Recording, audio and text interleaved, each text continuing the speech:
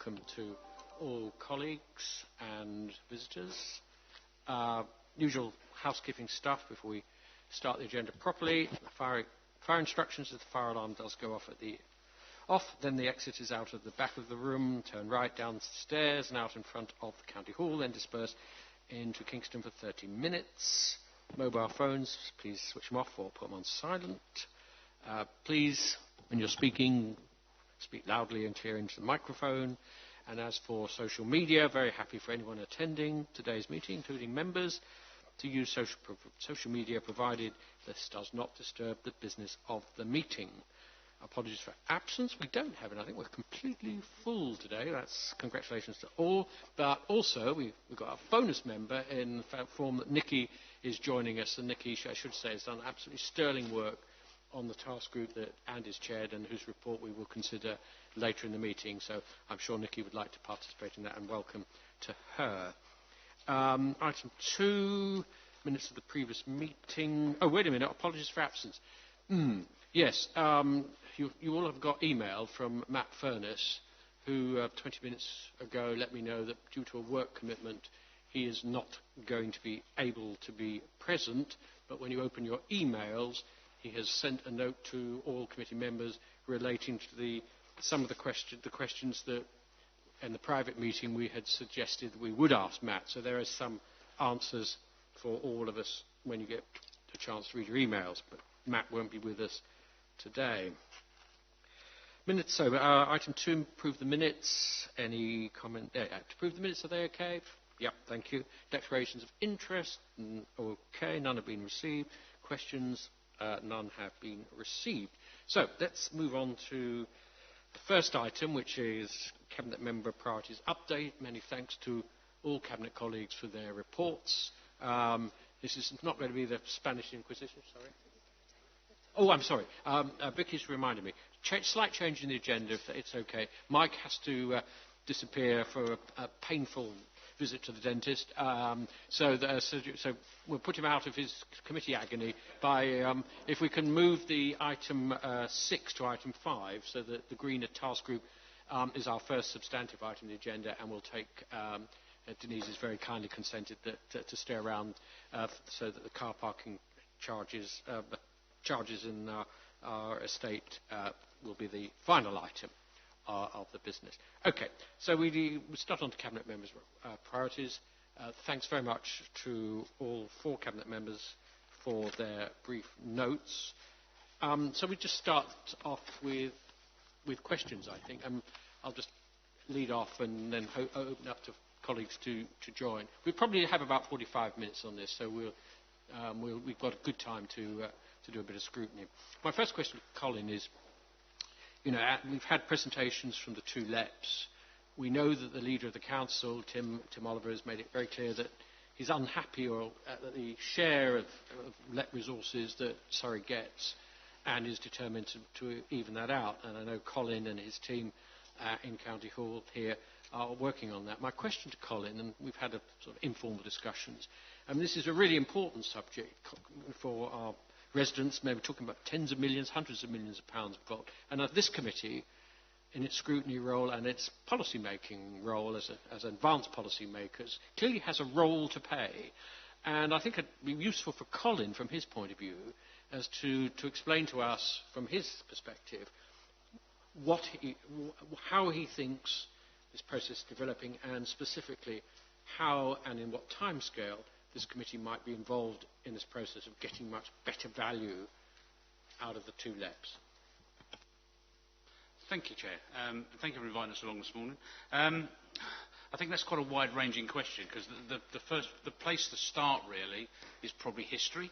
And as I've said before, if you look at the bids to the LEPs that we have had refused, they are very few, but we haven't had the capacity in our system, and actually we've probably let ourselves down. But quite interestingly, yesterday I was at an EM3 Leaders Board where someone from Winchester complained that all the money goes up into Surrey and they don't get none down there. So, so it's quite interesting in the perceptions as they. But then again, if you go up north, they all say that their councils don't get any money and it all goes down south. So there's always that perception bit. I think from where we are with the LEPs, historically we've let ourselves down to a degree. Because we haven't had the capacity to put the bids in, have the stuff on the shelf, ready to roll.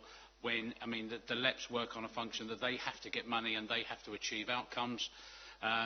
They put the money out there in bids when they get it from government, and we've not been able to always articulate and get something out there that meets their goals. So I think we have something. Going forward, there is no new money coming into the LEPs. They have no certainty in their future beyond 2021 when the current funding round goes out.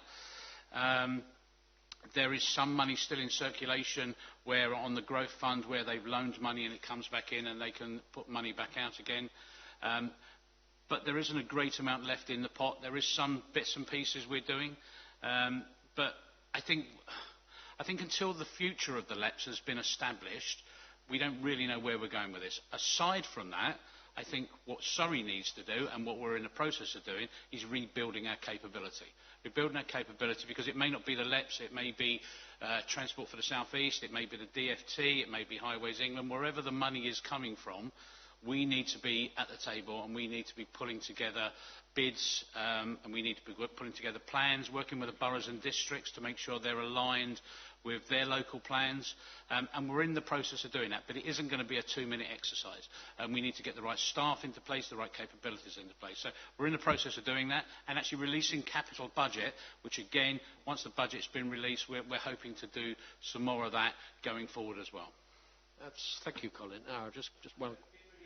No, you didn't really answer your question about where your involvement is. Yes. But I think the future is sort of a bit. We're just trying to put it together. So I think once we have a capability to come and talk to you and we start to pull them schemes together, the problem is it's all reactionary. Everything we bid for is if we get a notification, you get 2 months to react to it. So I think, I'll pass on to other colleagues, but I think the sooner you get clarity, otherwise this process, could be indefinable. I mean, it really is important, both in the work that you're doing and the work that we would like to do, that we have a reasonable time frame for that to take place. Otherwise, we'll see you in 6 months' time. We'll be exactly where we are now, and that's not a good place to be. Well, let's hope we get better clarity after December the 12th.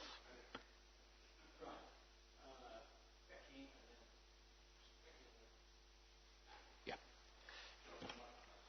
I know. I put it on. Mine is. So it was just following on from that, Colin. Is it possible to get a list of projects that the LEP has funded or is currently funding for Surrey? Just I feel quite in the dark. We talk quite a lot about, that might have LEP funding, one of them might be the new CRC, and I just don't know where we are, and I just thought it might be helpful to have a bit more visibility for the wider group of us as to actually what the LEP is funding or has funded or we might be putting bids in for. What has been funded, not a problem. The lists are out there, the outcomes are out there, the projects are out there, so that we could pull that together. That's not a problem. Going forward, I mean, and you're obviously referring to your local scheme, and it depends on the engagement of your borough council, and we're trying to work up a scheme. The money's sort of there, but we haven't got the project fully pulled together because actually I need alignment with the borough and district before I can pull it together.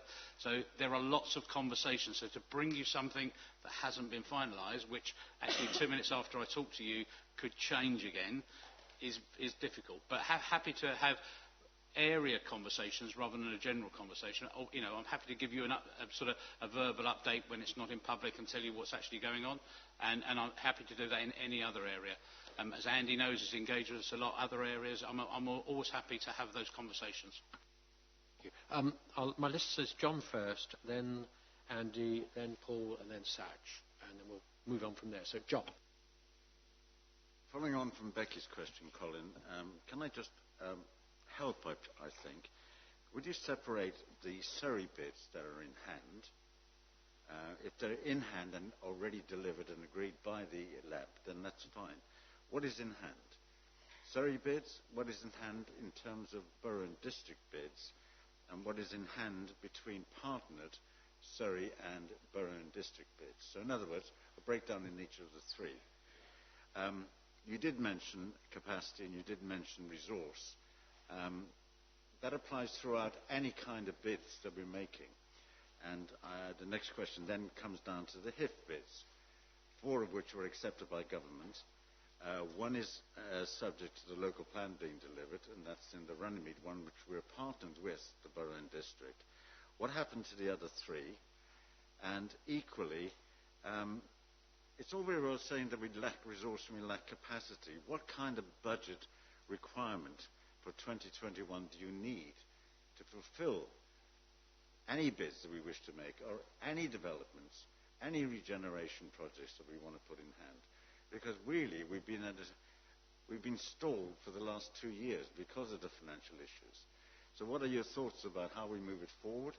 What kind of funding do you require to get it moved forward? And can you put a timescale on this, if you would? It's an interesting point on the breakdown of the bids, because you are correct. Some of the bids actually Surrey support, but the bids go in from the boroughs and districts and not necessarily from us. Some of them go in from us, and then some of them go in partnership. So happy to break that down, and that's a really good point, John, on that. The HIF bids, so the A320, we've had notification that they won't release anything now, obviously during PERDA, but the conversation is going on. I understand the local plan conversations went really well and was satisfied with the evidence base that we put forward. We were trying to deliver that, because I know that the 320. The other HIF bids, one was the Guildford one, which has now been announced. And that has been received. As Fiona's nodding her head. So the Guildford one has now been received. The Woking one has been received. The 4th one in the pack is the Tandridge one, the A22, which is still in the system. They are miles behind with what, the Guildford one probably should have been released at the beginning of the year rather than now. So they are a long way behind. We've had no notification on the Tandridge one. As I say, we had a notification on the 320 that they wouldn't release anything, so hopefully that means they are at a stage where they know the answer, they just won't tell us. But we don't know. So the HIF bids are going, we're doing quite well, considering we started this process in your day where we thought we'd only get 1. Actually, we've so far got now 2. Hopefully... We've got 4 accepted, we've got 2 in hand, is what you're saying. 4 accepted through the first stage. That didn't mean they would get funded through the second stage. I understand that. So they were prioritised. The first one was obviously was announced was Woking. The concept of getting any more was unknown. But now Guildford's come through and they're making good sounds about the 321. So I think we're on the right road.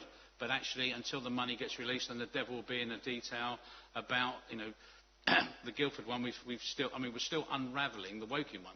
We still haven't had all the detail released on from the government on what they're doing, or from Homes England. The devil will be in the detail when the Guildford one. Let's hope they don't move the goalposts. Okay, just to follow up then, you're going to provide an update on all of the outstanding bids with both LEPs, the value of them, and whether or not we can get the resource in place and the capacity to deliver them. Yeah.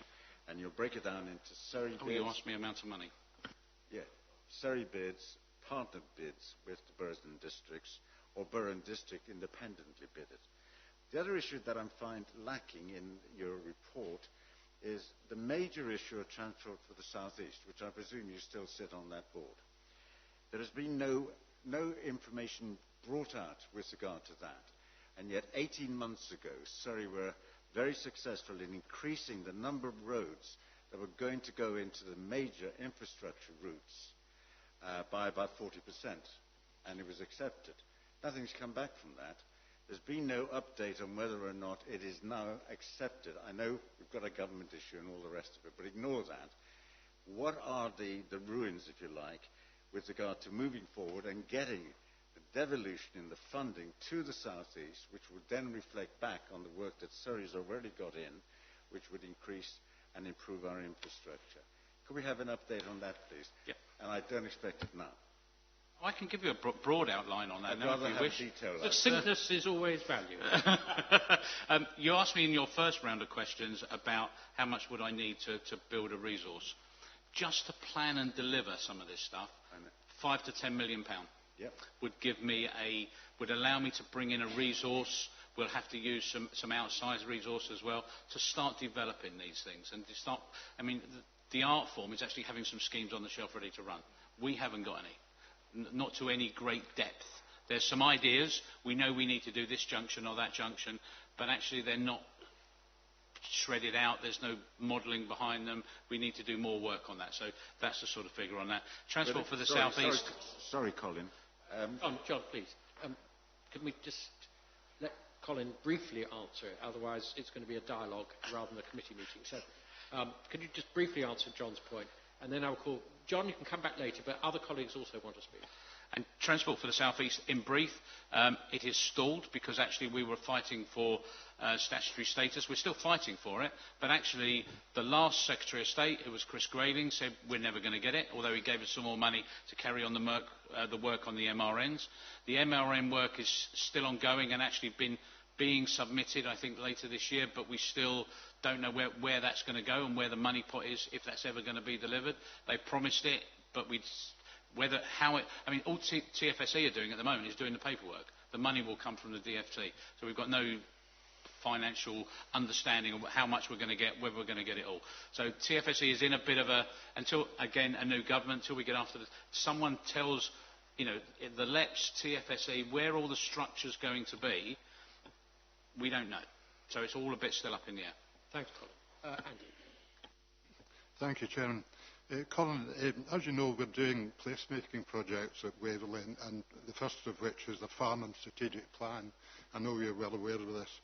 And in our discussions with Surrey about this, particularly on the transport and travel side, we discovered that Hickley's Corner is back on the agenda, and that you're part of this, and I'd like to thank you for the good work you're doing in that with Transport for the South East. This is, if people don't know, this is a very large project. We're talking about a 100 million plus project, which was first mooted in about 2004 and didn't proceed then because of the cost and also really because of local resistance. And in our discussions with the highways people, particularly Lyndon Menzies, he asked that if I, as a local member, and also cooperating with Stephen Spence and Wyatt Ramsdale, if we could champion this project, and we'd be very pleased to do that. But my point, I guess, building to some extent on what Becky and John said, we need to be made aware of this sort of thing a bit sooner, actually. We discovered this almost accidentally and through this project, and I think you need to involve the local members more in this sort of thing and make it more transparent. But I'm only semi-complaining because I want to thank you for the good work you're doing in this, and I'm very pleased to see that this project is back on the table. But please involve us a bit sooner and let us know what's going, and then we will be very happy to help, because it's a very important project, and I'm personally fully behind it. It's never been off the table. It's actually just waiting for a pot of money to come along that we could plant it into. As was said a year ago with the work on the MRN, it was raised in the profile of the MRN, and all them lists was circulated among members. We knew that, and because actually at that point we actually knew that the Recklesham bypass had made it onto the list for the MRNs as well. That's gone into the Transport for the South East list that's going to the DFT, which we were just talking about. Let's hope the money comes through, because actually we're that and others we are championing across the county. So let's just hope. At the moment, there's no lobbying to be done until we understand how the delivery model is going to work. Okay, thanks, Andy. Thanks, John. Colin. Paul. Thank you, Chairman. I think for the benefit of anybody that might, in the unlikely event, might be watching the webcast, these exciting committees, I think that people don't actually realise what a resource-intensive exercise these bids are, regardless of where they're coming from. I know that at Surrey Heath we've made some bids to Enterprise M3, and it's hugely resource-intensive. Have you any idea what the resource implications would be for the council? I know that John has touched on this. But also, would it be worth us actually creating a permanent team because there's so much funding out there, and experience is everything. And where we fail in some respects, we need continuity in the team that are going to be applying for this funding. So, should we have a dedicated team to do this? You should have a team, and you should also have a pot of money. You will never have a team to design every scheme. So what you need is a team to manage it. You need a core of officers to manage, to scope out the work with members, with boroughs and districts to understand what they need to do. And then you buy in a resource to model, to design, to bring everything together. I mean, but it's the time, some of the bigger schemes. So I'm quite up to speed with the Woking A320 scheme. That was sort of like 7 or 8 years in the making. The cost to the borough of bringing that scheme forward, because we didn't have a resource, was close to £1.2 million. Without a bit of work being done, this is all just the paperwork, and actually going forward, it's an enormous amount of money. But even just a smaller, to pull forward one of the reasonable-sized LEP bids, it could cost 200 or 300 grand just to do the paperwork, or just to bring in a resource to design it, and then there's follow work on that before you even put a spade into the ground. So what we need to build is a core of officers that can actually lead and have some vision, not just transport designing, but have a vision for placemaking. We must get away from the conversation about just doing roads. It must be about placemaking and place shaping, and actually creating solutions around our towns and our roads and our communities to make it all work. So we need a core to drive that, and then what we need is some funding to be able to then bring in a resource from outside to actually design individual schemes. I mean, we haven't got buildings big enough to create all the people you need to do all the different schemes. So you will be buying in from a framework. We need to set up a framework to actually bring people in at the right times to design these things. And that's what we're in the process of understanding and pulling together at the moment. Thanks. We have Saj, Jonathan, Ken, and then we've got 2 other colleagues here, and you've got to allow them sufficient time before otherwise we will be here longer than anybody wants to. So I do appeal for brevity in questions, and without answering the question, brevity in answers. So Saj. Chairman, he's answered my question. It's been asked by John, and also I'll... Okay, you get a bonus question later. Well done, that man. Jonathan. Thank you. You've talked a lot about HIFs and MRNs, and I've just had to Google to find out that HIF seems to be a housing infrastructure fund, and an MRN is the major roads network. I haven't heard much talk about climate change or energy. The LEPs have got energy strategies established. What liaison have you had with the LEPs to date about getting money from them for energy projects? And have you been in touch with the Greater South East Energy Hub, and what did they say? A lot more. Everything we do needs to be more about the environment. I mean, we need to tag that onto and have it at the driver for a lot of these things we're doing, which is why I talked about let's just not repair roads, let's find solutions that help health and well-being, that help with the environment. The LEPs themselves have actually moved away. If you look at the earlier funding for the LEPs, it was something like about 65–75% of road schemes. It is now more focused on environmental, future technologies, skills, so that the LEP funding and their outcomes that they have to achieve, because they're like anyone else, they have to achieve outcomes with the government to get their next load of funding. A lot more is that. The Energy Board, I know there's conversations, but I'm not up to speed with that, Jonathan, and you're right to criticise me on that, and I will go away and champion that and bring that forward.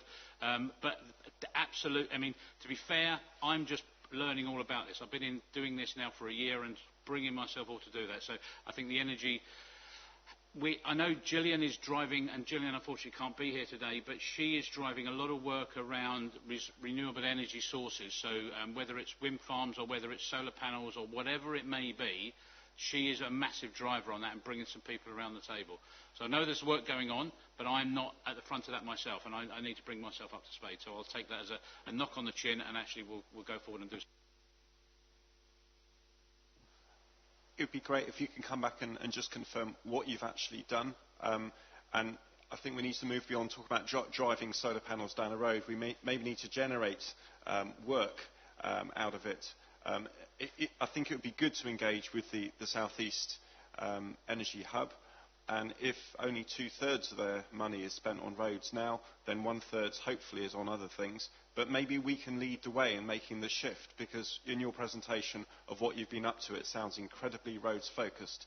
And I worry that we might be, on the one hand, talking about what we're doing in roads, and then in the latter part of this meeting we'll talk about all the wonderful plans we have for climate change. We need to stop investing in roads now and shift that money to other things. And as long as you come to this committee and talk about investing in this A road and that A road and that's about it, I will worry that the climate commitments we're making are not backed up by reality in terms of where we're looking for money and what we're planning to do. I don't think that requires a response. It's a statement of, and we'll probably come to it in the Charles Group. Ken. Thank you, Colin. I worry about something here. We're talking about large sums of money to tailor-make schemes on the shelf ready to go in case we have the opportunity to make submissions. We're talking about putting together a core of people who have responsibility at a cost to formulate schemes that need to be put into being, paying consultants to put them together. But we're talking about a resource which you yourself said at the beginning of your submission is finite. That we don't know whether this resource will continue beyond 2021. Now, what worries me is that if we're spending quite a lot of money now in order to put together schemes for submission in the future to a resource which is drying up, how do we strike this balance? Ought we to be doing that? Although I said beyond 2021 we don't know where the LEPs are going, something else will come forward. It may be that if the LEPs come out of the picture, they might even give us the money. I doubt it, but it's worth a go. But actually, we might bid direct to the DFT. It may be the transport for this. There will be these pockets of money for these schemes will still be there, whether it's in the LEPs or somewhere else. But actually, the point is you get 6 weeks to bid. To pull a bid together takes about 6 months. So actually, you have to be ahead of the game.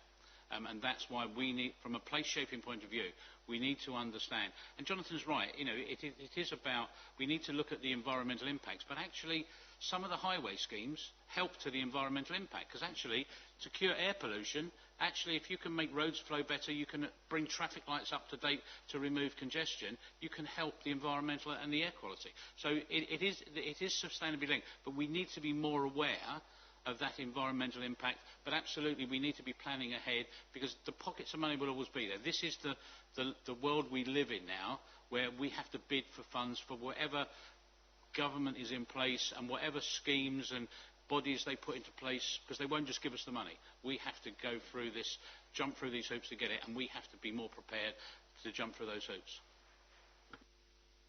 Okay. Jan, do you put your hand up? A very quick question, then we'll draw it to close. Because Apologies for being 5 minutes late, but you know the reason, yeah. Yes, I'm not following, actually, the idea that we mustn't do all these road schemes, or they were thinking, perhaps Jonathan was, that we should concentrate on other things. But my argument has been, unless we've got a most brilliant transport scheme in the world in Surrey, people who are nurses need to be there at 7 in the morning. We need cars, and quite frankly, what you've just said, Colin, is absolutely right. If we get these junctions right and things flow, then we don't get all the fumes piling out of the car. So as far as I'm concerned, all right, you've not mentioned anything in Epsom and Ewell, so I've got to stand back a bit. But I just feel that we need to be doing these things. I don't think we should be looking at, I'm getting heartily fed up over the months of hearing about people should be cycling, walking and all that. If you've got a job where you need to be in at 7 in the morning or something, where would you get? Who's going to walk? Do you think I want to walk 6 miles to come here? No, I don't. So I'm afraid I agree that we should have these priorities in place and perhaps maps and all the things designed, drawn up, so if and when it comes through, bang, we go with it. And I'm sure Colin will agree everything you've said. There's not a question there, I don't think, but I will mention Epsom, because actually the lights in the middle of Epsom, which everyone said was madness, now flows better and has probably improved the air quality quite a lot in the middle of Epsom. There we are. If Epsom is happy, we're all happy. Colin, and this applies to all three of you, Colin in this particular has promised a number of pieces of information to all of us. I'd be most grateful if you could then send a written response to Vicky so that all members can get that information. Much appreciated, Colin. Thanks so much. Okay, who's in the happy chair next? Mike. So I'll start quickly. I know the responsibility has moved to Denise. If it's Denise answering her term, fair enough. And we've had the countryside strategy around the system for many, many months. It's been put back and put back and put back, maybe for good reasons. But I think all of us would be interested to know, either from you or from Denise, as to when we're likely to see it so we can scrutinise it and make positive suggestions on it. Thank you. As you can all appreciate, there are a number of pieces of work at the moment which will greatly influence this strategy. So you have the Leaders Environment Charter, which is informing the Greener Futures project, which obviously you're reporting on today through your task group. We have the SWT, Surrey Wildlife Trust, contract renegotiations, which are underway at the moment, which are proving to be very productive and very reasonable in terms of sort of mutual agreement around our respective roles. And we also have the Surrey's Health and Wellbeing Agenda, which obviously has strengthened somewhat, I would say, in the last 12 months. So I appreciate it's been inconvenient to see this item sitting on the agenda and being constantly deferred, but it's likely to be brought to us in 2020. But we have to have all of these, we have to align the strategy with all of these issues which are yet to be resolved. So I think it's appropriate. Sometime next year, but it sounds to me from that answer, Denise. It's subject, as I say, it's subject to a work stream that you're currently working on, so some of that will inform the strategy, and we have to obviously respect your input to that strategy. Thank you. We'll take it all together. So any other... Connor's borne the brunt of our... Fiona.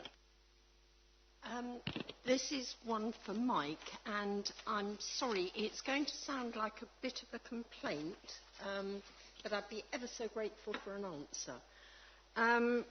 In your report, you've referred to the tree planting and the proposals to plant lots of trees throughout the county, which I absolutely endorse.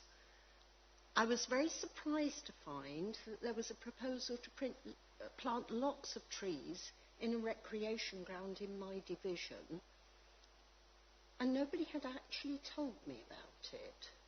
I find it quite embarrassing that these proposals come forward and are being discussed, and I find out about it from somebody else. So, Chairman, and through you, could I please ask that local members are kept informed of these schemes? It is just a matter of courtesy. And in fact, the proposal is causing some alarm because nobody's quite sure where in this recreation ground you're proposing to put all these trees. It does have a lot of other uses as well. The responsibility of planting trees on the recreation ground is down to the borough. The borough's response will not county council. We are not saying where the trees should be planted. What we are facilitating is the planting of 1.2 million trees in Surrey by 2030. And we will be delivering in 10 days' time, maybe slightly less, a provisional consultation document on how they're going to be planted and where the sort of areas they could be planted. And it will be a strategy document to deliver that, which will last to 2030. But what the responsibility is, the districts and boroughs, who I've been round 8 so far, all want to work with Surrey on this, but the individual planting of trees in their area, on their land, is down to them, not down to Surrey County Council. We will work with them, and we're looking at a way in which trees can be supplied at a fraction of the cost. There's a lot of things we are doing, but actually planting trees on land is not something that we will facilitate where it's not our land. What we will do is recommend where land could be used that we own, or I've had numerous landowners telling me, would you come and plant some trees, or you can use our land to plant trees. All this will be in a document, but of course, if a borough is going to plant trees, I would think they would talk to the borough councillors, but it's not county council doing it, that I'm aware of. May I briefly come back, Chairman?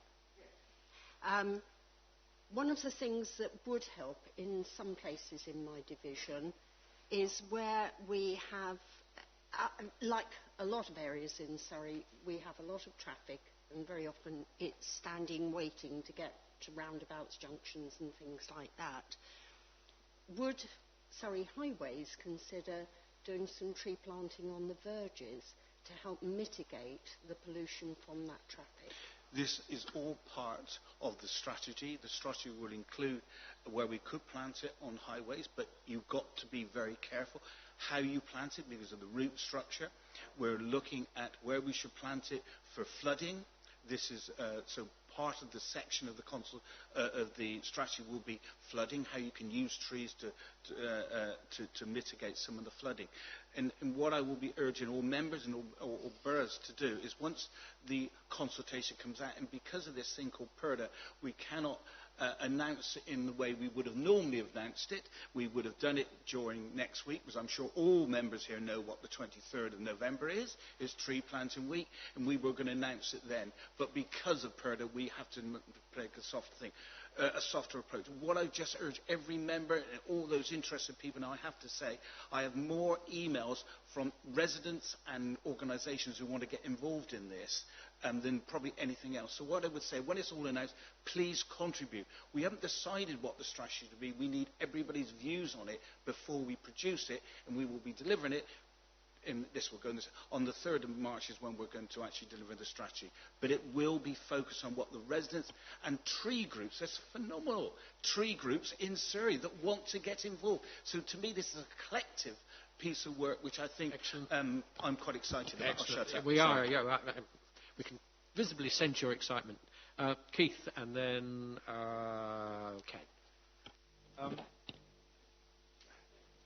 It may be a slight repeat of Fiona's comment, but the comments that I've been having, Mike, are from residents who live in residential streets and would like more of these 1.2 million trees planted to create a sort of an avenue style approach. And I realise that it's not all within your gift. It's going to be involving the borough and district councils and other groups. But yes, planting on pieces of open land or replacing trees is great. But what residents will see and appreciate more, even if there is some mechanism where they contribute to it or help in some way in their road.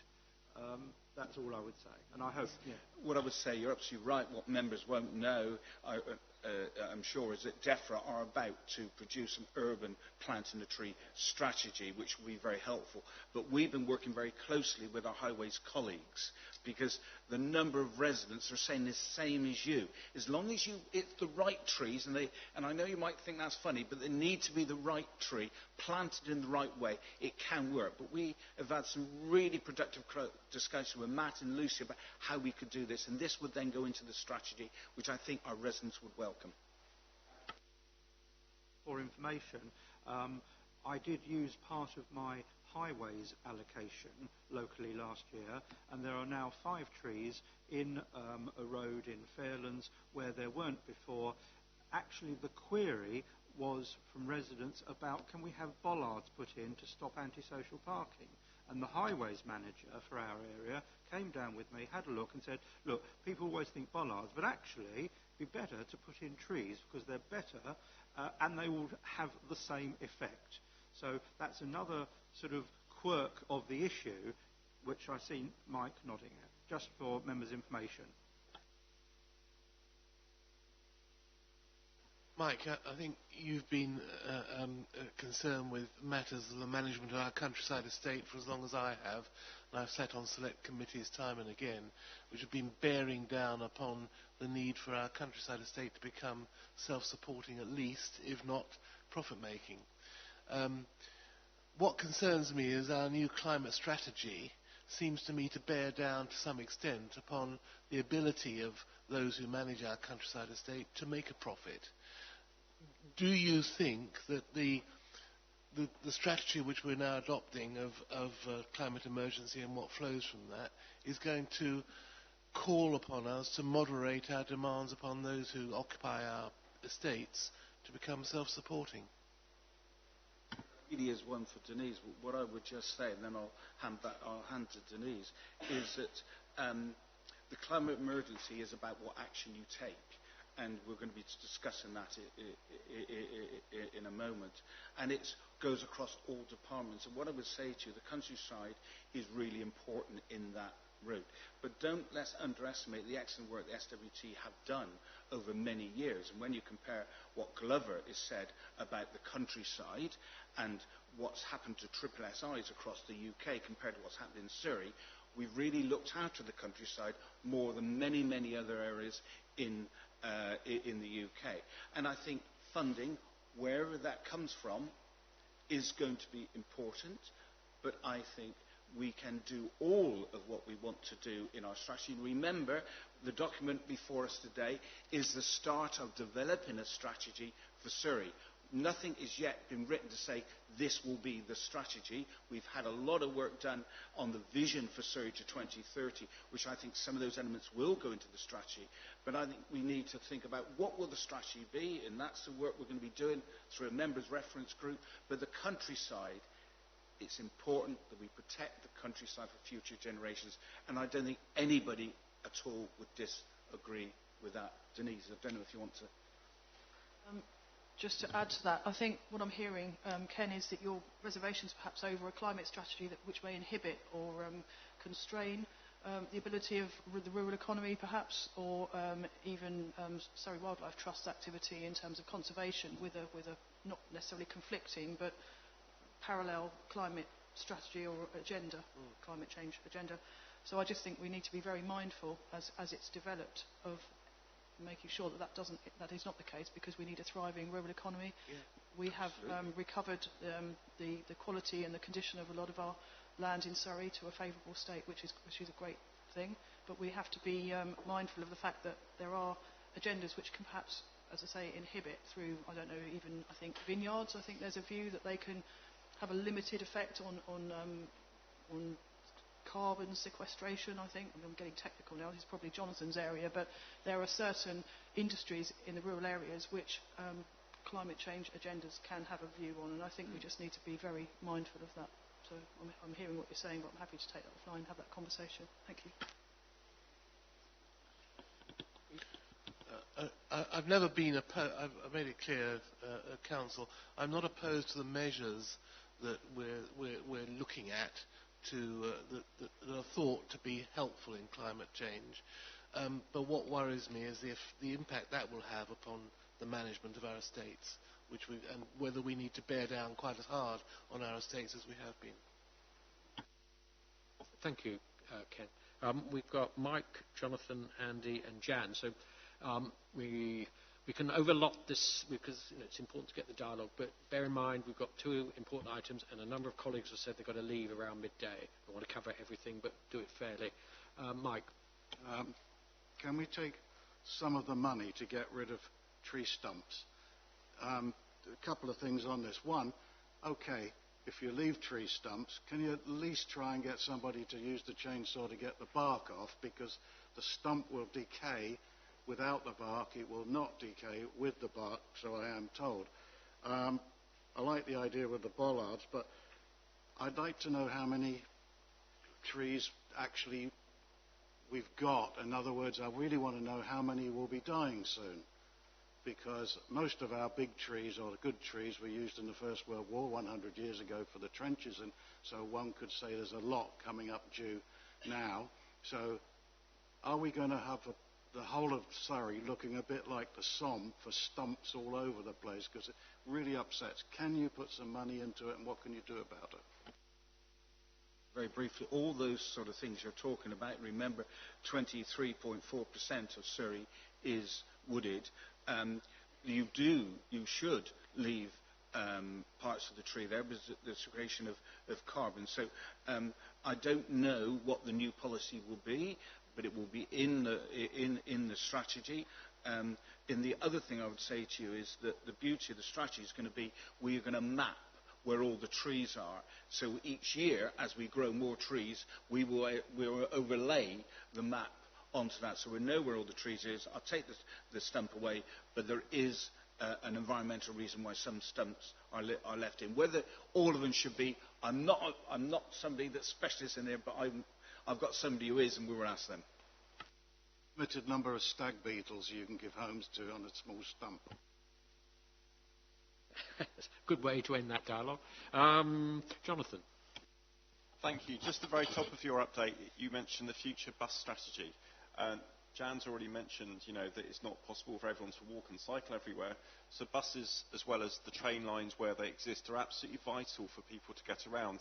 But the future bus strategy, noted in a sentence, is talking about ultra-low and zero-emission vehicles. Presumably, if we're going to go zero carbon, we also need a massive increase in the scale of our bus routes, because otherwise we're not going to make that shift from private car to public transport, as well as the placemaking agenda which has been talked about. So can you just assure us that the future bus strategy will be looking maybe for money, not to increase the scale of our roads, but to increase the scale of our bus routes, and make sure some of those bus services do start earlier in the morning and do actually run into the evening as well? Buses are going to be very key over the next 10 years on how we get people around Surrey. And remember, we did this piece of work earlier this year, late last year, asking residents on how they see the future of transport to get around Surrey. There's some really good work being done there. We are going to be trialling some things from that report, but there is no doubt that if we're going to get our carbon zero by 2050 and start to see a reduction, we need to get more people using transport, public transport, but it needs to be available, and we need to have less people using the car.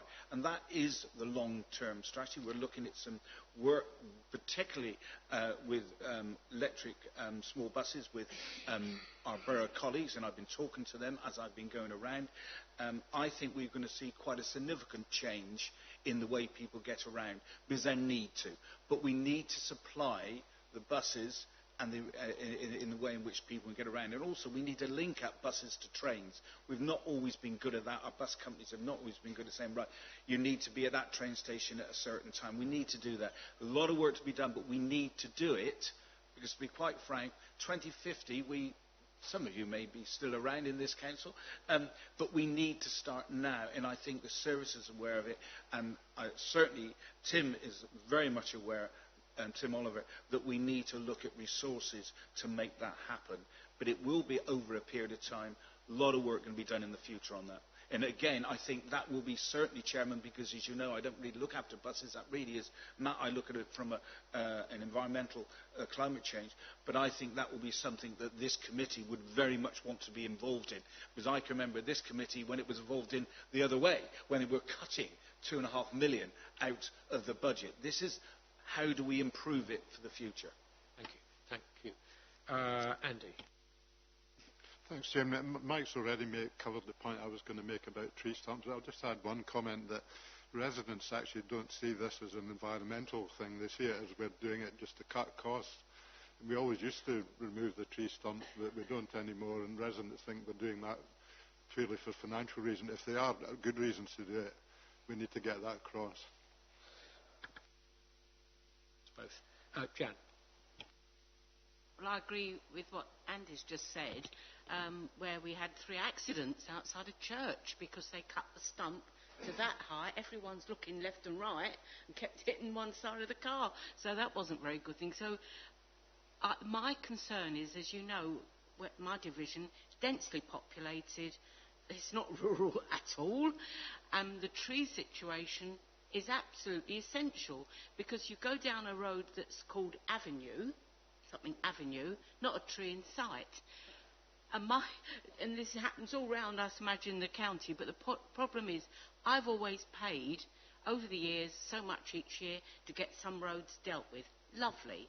Now, because the criteria they've given me, which I think I've got to have a verge from there to here virtually, because it's got to be so many feet from the path, so many sides verge. Most verges are like 3 foot-ish. And that's it, and then you've got your pavement. It means that I, in the area that really needs trees, can't do anything. And I find that's awful. I don't want to be told that. I want to be told, Jan, keep going as you were. You're replanting every year, a different road. Well done. But now, nothing. Can I say, I think this is more about joining up the highways with other elements of the council, and they have been very much involved in the early stages of developing the strategy. And when it comes out, for goodness sakes, please tell us what you think, because this is our one opportunity to get it right. And I think it's quite an exciting opportunity that we can deliver trees. And I agree with what someone said about they really do look lovely, and actually they slow traffic down, the right ones, but also they are good for pollution as well, and we mustn't forget that, especially down the highway. But they need to be safe, and Colin will be saying that if I don't say it. Thanks. We also asked, why are your residents hitting the tree? Are they driving on the curbs then? Say the tree was put by the drop curb. We all like a comedy routine, Colin, but stick to your day job, mate. Can I just add? Hold on. Can we have Nikki first, who's been waiting very patiently? I've been promised no more than 10 words from Keith and from Jonathan. It's just a couple of questions on the trees. One, in terms of looking at the tree cover across the county, just the impact of ash dieback. I was listening, I think 50% of all ash trees are going to be lost, which is absolutely devastating. So I'm just a bit worried that 1.2 million will hardly replace the loss of ash dieback. And the other thing is, have you reflected on the use of wood and coppicing actually as an industry on our estate? It's a very, very effective ancient technology, and I just wondered if we're looking at different ways of using the land, and carbon sequestration through coppicing is very, very effective and provides local employment. Thank you. Absolutely right. Let me just cover ash dieback. In fact, those figures are not accurate. We believe that there will be up to 95% of all ash will die over the next 5 to 15 years. Some of that will come back through natural reseeding, but very, very little. And we've set a target of 1.2 million. In reality, I'm hoping it will be more than that. But the ash dieback is a disease which is really affected trees, just like some of the oak that beech in the past. And we've got to accept that the trees that grew here years ago may not grow here in the future. And so therefore one of the pieces of work as part of the consultation is planting the right trees for the future. You know, should we have the Spanish oak, for instance, rather than the oak we've got now? That's a discussion we are having, and we've got to get this right. So everything you said is absolutely right. Ash dieback, I think it's criminal what's happening to the poor ash, the ash. But we've got to take them down because of the danger they are, and the accidents will happen if we don't, unfortunately. Okay, very quickly, very, very quickly, Keith, and then even quicker, Jonathan, and then we'll move on. Well, for Jonathan's benefit and Mike, a very quick salutary story about buses, because in my division, one bus company pulled out, said it would close a route, and we had a petition of 500 people saying save this bus route, which is double the number of people who ever use that bus. And I said this to people. It was saved because another company took it over, carried on as was happening in the early mornings, the late afternoons, early evenings, but then changed their service a year later. And when people said, oh, it's how dreadful, how do we get to school, how do we get to hospital, the bus company very kindly provided me with the stats, and there were 1 or 2 people at those times actually using it. And it was a case of use it or lose it. So, it's like, is it motherhood and apple pie? Everybody wants more buses, but how many people, when it comes down to it, Jonathan, will actually use them? Actually. Yep, fair point, mate. Jonathan, and it's not a dialogue between you and Keith. So. Matt's not here on highways. The stumps are highways issues. There's a couple of issues we discussed in advance which are highways issues. Can the questions and the answers be included in the minutes so the public can see the responses? Yes, absolutely. And I just wondered if there are any questions that we should ask publicly to get answers which haven't been already asked, looking around the room.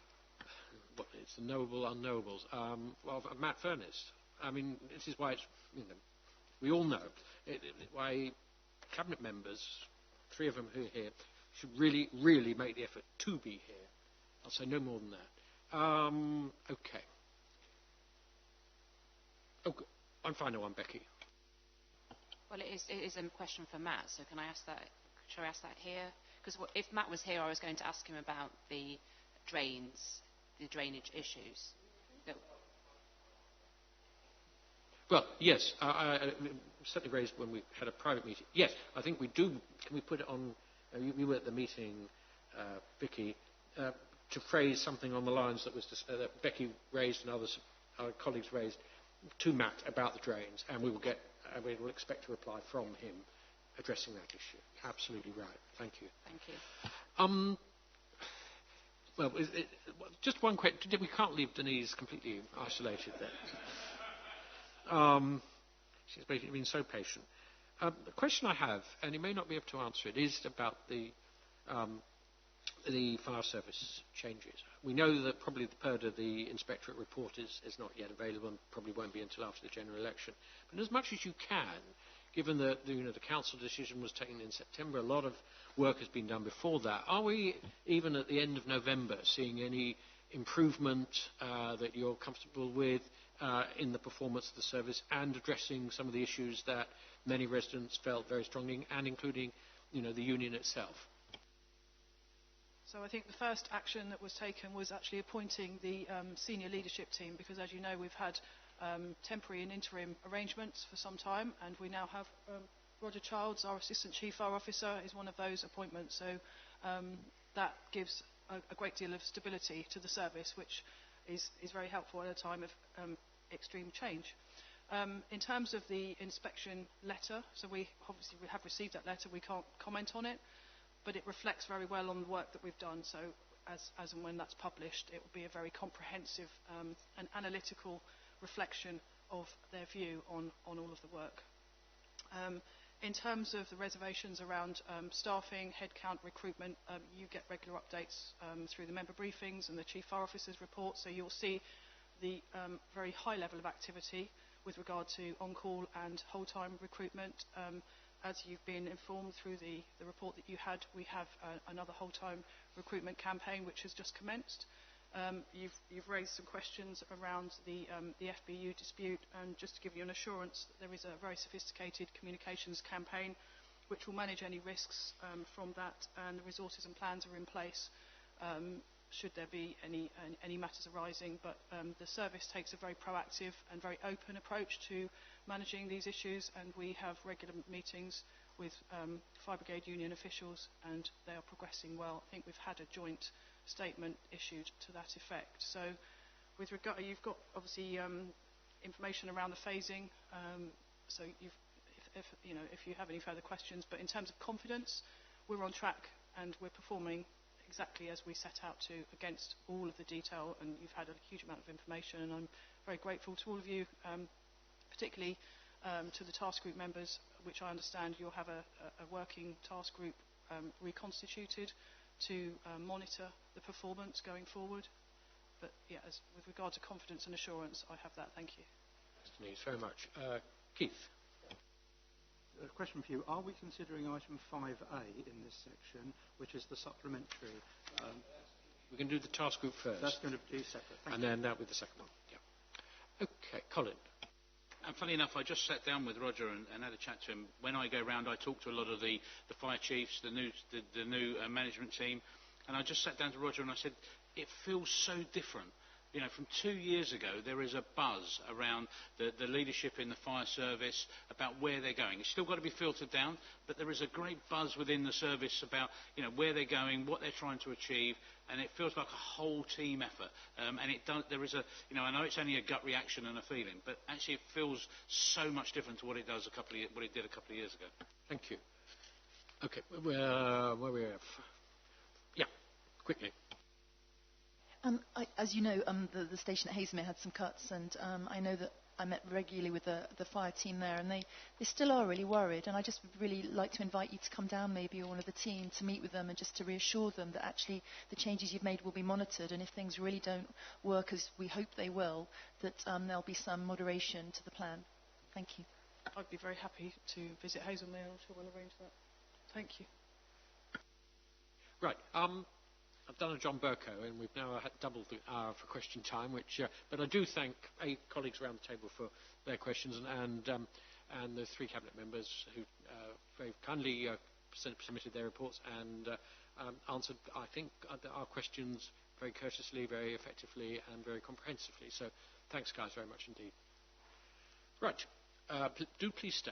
And I know Denise and Mike would be staying because we're now moving on to the Surrey Greener Future Task Group report, which a number of us have been on and worked hard, and none probably as hard as than the chair of the task group, Andy, who will lead off on this item. Thank you, Chairman. I'm very pleased to introduce this item. At the meeting on 9th of July, the County Council declared a climate emergency and made a commitment to work closely with the Government and our colleagues, borough and district colleagues, local businesses and residents and partners to reduce our emissions. As a result of this, this committee set up this task group, and I'd like to thank the committee for giving me the opportunity to lead it, because I found this to be a very interesting and valuable exercise. I'd also like to thank the officers and the task group members, because a great deal of work has gone into this. The officers did a terrific job of organisation of the task group. If you look at the final page, get my page number right, page 98, you'll see the 18 organisations that they got us involved with, organisations such as other borough councils and expert organisations. They also set up 8 sessions with officers in the council, which start from page 79.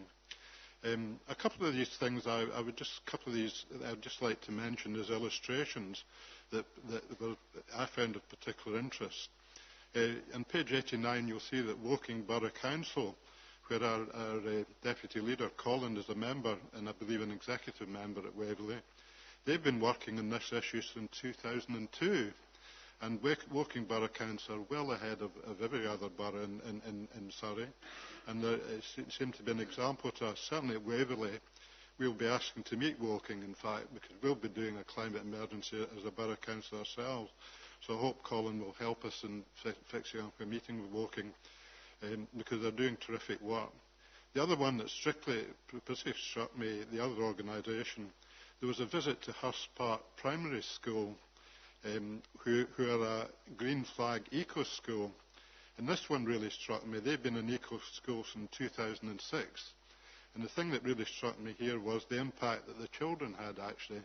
We met the deputy headmaster, who's a great champion of all of this. And the whole school seems to revolve around the idea that the school should be an eco school. The children should be very involved. They do things like they actually pester their parents to allow them to walk to school rather than drive. When you have parents allowing their cars to run, leaving the engines on outside the school, the children rush out and tell them off.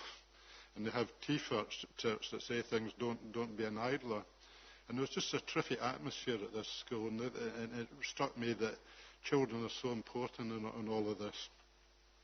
So that's just 2 things that have struck me. Other members of the task group will have other things to say, I'm sure. One thing I'll mention, actually, as a side comment, actually, we did adopt this mobile or smart working approach. We were very much pressured to do this by Paul Deitch, one of our members, who actually more or less told us if we didn't do this, he wouldn't be taking part. But it was actually, nevertheless, a very good exercise for all of us. It's worked very well. It saved several journeys to County Hall. And I would recommend this to other members to get involved with this style of working. So that's a side benefit of doing all this. So in terms of the committee's report, it's focused in on 5 key themes: energy, buildings and infrastructure, waste, agriculture and transport. And basically, we have created a call for action, and we're looking now to the Cabinet to pick this up and take it forward, in fact. And we're recommending a members' reference group be set up to our Cabinet member. I guess it's to Mike. So I guess I'll leave it at that. I think that's I don't want to spend too much time talking. I want to throw open now to other members of that committee and other members of the task group. And then we can discuss the recommendations that we're making to the Cabinet if we wish to. So thank you, Chairman. Thank you very much, Andy. That's an excellent, really comprehensive introduction. So, colleagues, task group members and or members of the committee who would like to... It's a long report, but we make no apologies for it. It's a long report because it tried to cover, as Andy said, a lot of stuff and in a coherent and systematic way, and hopefully with credible recommendations to make our address to climate change emergency a credible reality. Nikki, I'm going to call on you anyway. Okay. I thought it was a really interesting and very constructive process, and I think the officers did a fantastic job. I think one of the things that really came out for me were two things, really. One is the financial support to achieve many of these goals, and the other thing is really how to build a positive vision of what a greener future looks like for the wider community, because I think we've already heard Jan's concerns. I mean, I think there's going to have to be behaviour change going forwards, and we heard a really interesting witness statement from a gentleman from the CAT, the Community for Alternative Centre for Alternative Technologies, and he was talking about the work they had done building what would a positive greener future look like. Because in a way, if you don't bring the community with you, that's actually, there will have to be some behaviour changes. And I think a lot of people have a resistance and worry about what that means in terms of constraining personal freedoms or whatever that might mean. But if you can start to build a positive greener future, you might have more chance of bringing people with you. So I think that's a real challenge for us as a county. And for me, the other thing is they talked a lot about training the staff, really, in what a zero carbon future meant. And I do think that's really, really critical, that we need to start, with every level, really, that it runs, the sustainability and that agenda runs like a stick of rock, but with expertise, not just a kind of greenwash veneer. It's actually got to be fundamental to everything we do. So I came away with those, as well as lots of other thoughts. But any other colleagues? Mr. Essex, the floor is yours. Thank you. I'm trying to work out what to say. I think must be a first. I think that this report does set out a strong evidence and a baseline, but what it doesn't do is set out in a lot of detail actually what we need to do.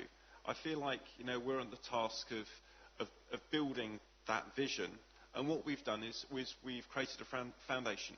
And the foundation shows what should be built and maybe some things that shouldn't be built, although there's less in that in this report. And I don't think that vision is going to be credible until we actually put and flesh out the vision on top of that. I think we've set out the scale of the challenge. We've talked about it being an emergency.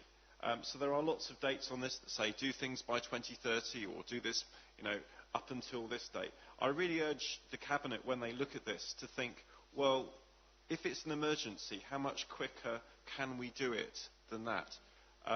And I think sometimes the speed in which we can do things are dependent on how many people we bring with us. Nikki's mentioned education. Internally, we've had a presentation to councillors by Extinction Rebellion. They mainly focused on the problem and the seriousness of the problem, and they went into a lot of detail on that. But I think we could do something similar with officers, senior officers, officers from across the council, and all of our councillors, really getting together and not being presented to, but more of a workshop format, exploring what we're going to do together. Because to do things quickly is only going to work in a bottom-up way rather than a top-down way. So I think one question I would ask the Cabinet is, how are we going to engage the public where they're not being talked to, but they're being listened to, and that they're being engaged and empowered to work together to be part of the solution. And secondly, it's money. At the moment, money is still flowing into things which will make things worse. We've already heard from Colin about the MRN, or the Major Route Network for roads, and the investment that's still flowing in that direction. In the last month or so, we've committed to Surrey being the site of the second largest onshore oil exploration on land in the UK, although that's being challenged legally. And we've got the Heathrow and Gatwick on our either borders. Now, if they go forward, that will lead us to put money into more roads to deal with congestion and issues caused by that. So I think we need to look at the scale of change in terms of what we stop doing. I think public support and behaviour change is key for that. But also think about the scale of action that's needed to respond. So I hope, following the Cabinet picking up this as, if you like, a foundation, that they might sketch out how much money they want to commit to this next year, both in our revenue budget and in our capital budget. But also I hope there'll be a recognition there that we don't have enough money to deal with this at Surrey County Council.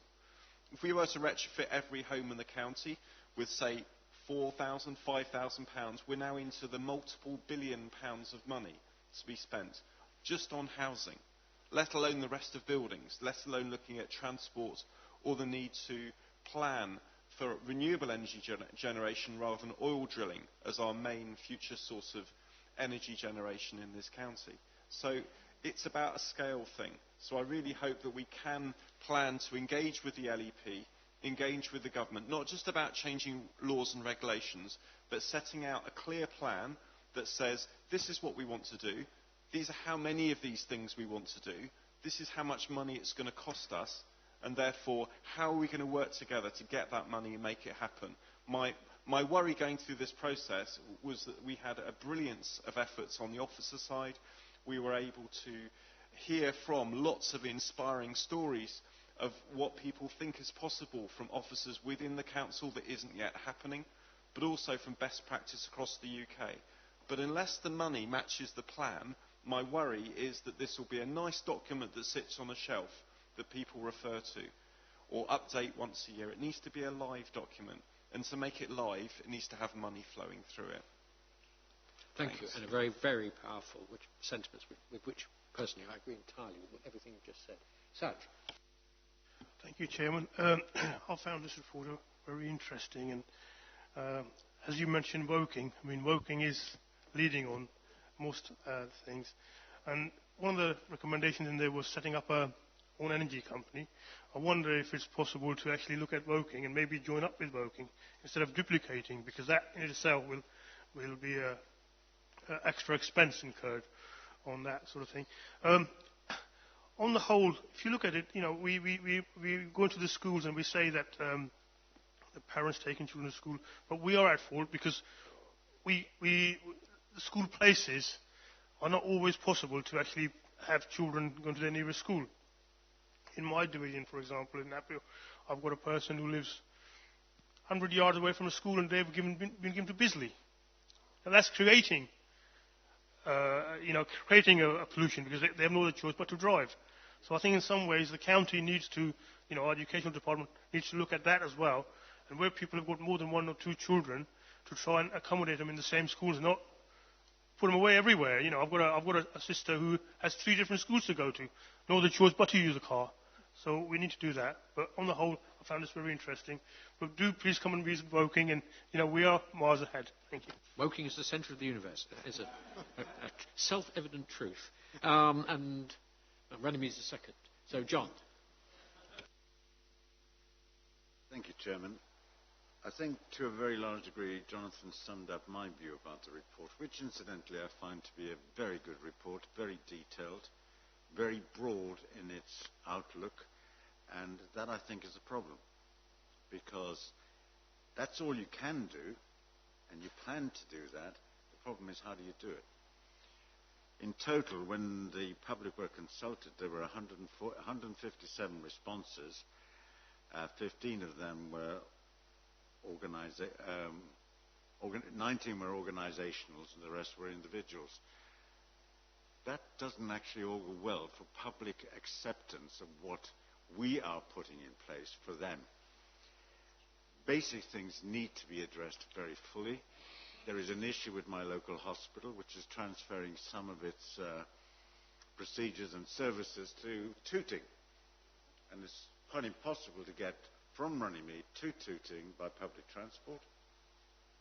Unless you go into London, you come out of London to a tube station, then you have to find a taxi, or there might possibly be a bus around. So a lot of change has to take place as far as this is concerned. You also spoke, Jonathan, about the resident support versus the plan. The residents have to come first, because if they're not going to join in, you've got a problem. I do agree that schools can be the way forward. I very much agree that in recycling terms, if you get the schools involved, they'll beat their parents up, and we will get greater percentages of recycled stuff going through. On page 42 of the report, item 52 to 55, it regards planning as an issue.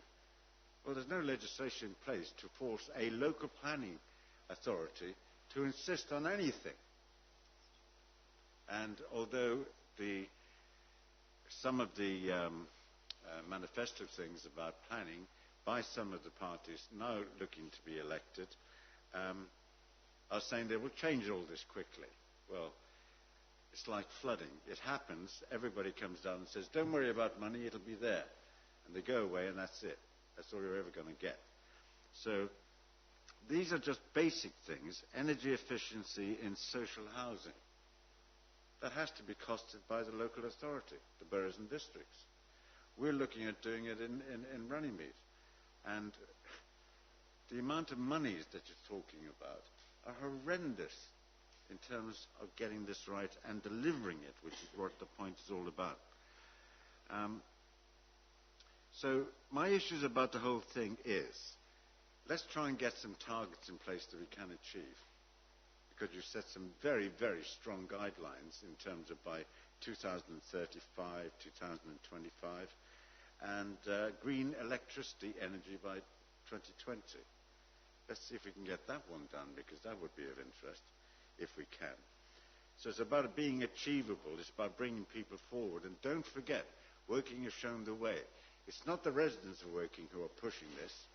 It's the council in Woking that's delivering it at their own cost. Now, the residents indirectly pay for that, but that's not the point. They're not being consulted as to whether that's where they want their money to be spent. So there are barriers all over the place, but more importantly, where do you start? What do you do in the beginning and move forward with that? Because I can't see a trail, a thread that I can follow to any of the targets that you talked about in the appendicitis. But the work has been extremely well done. And finally, Chairman, because I don't want you to tell me I'm going on again and having a conversation, Mr. Essex, there is no problem with the money. Once Labour are in, we will have so much money coming out of our ears that we'll be dying to find a way to spend it. This is a politics-free zone, guys. Becky, and then Fiona. Thank you. It's just sort of building on what Sergeant Jonathan, what everybody's really said.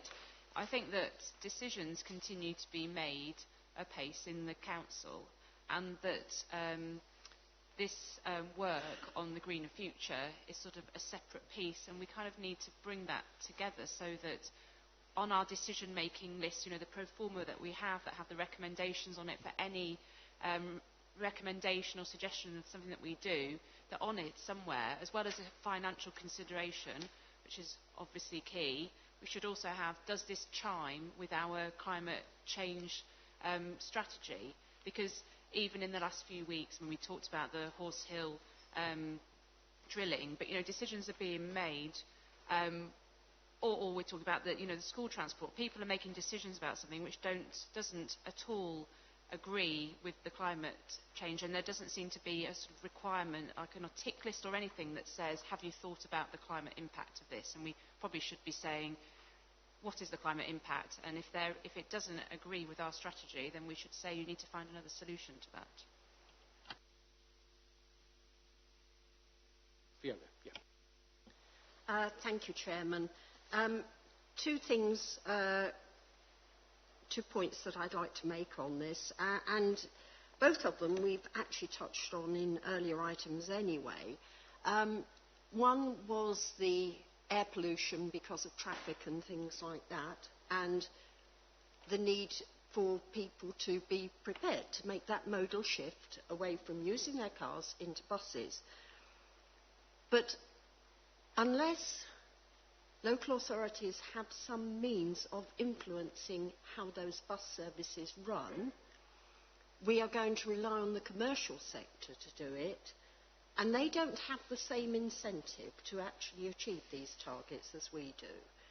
I know it's a long time since there have been regulation of bus services, but I do think it's time that maybe central government had a look at doing that, to make sure that people who want to be able to use public transport actually have the transport there.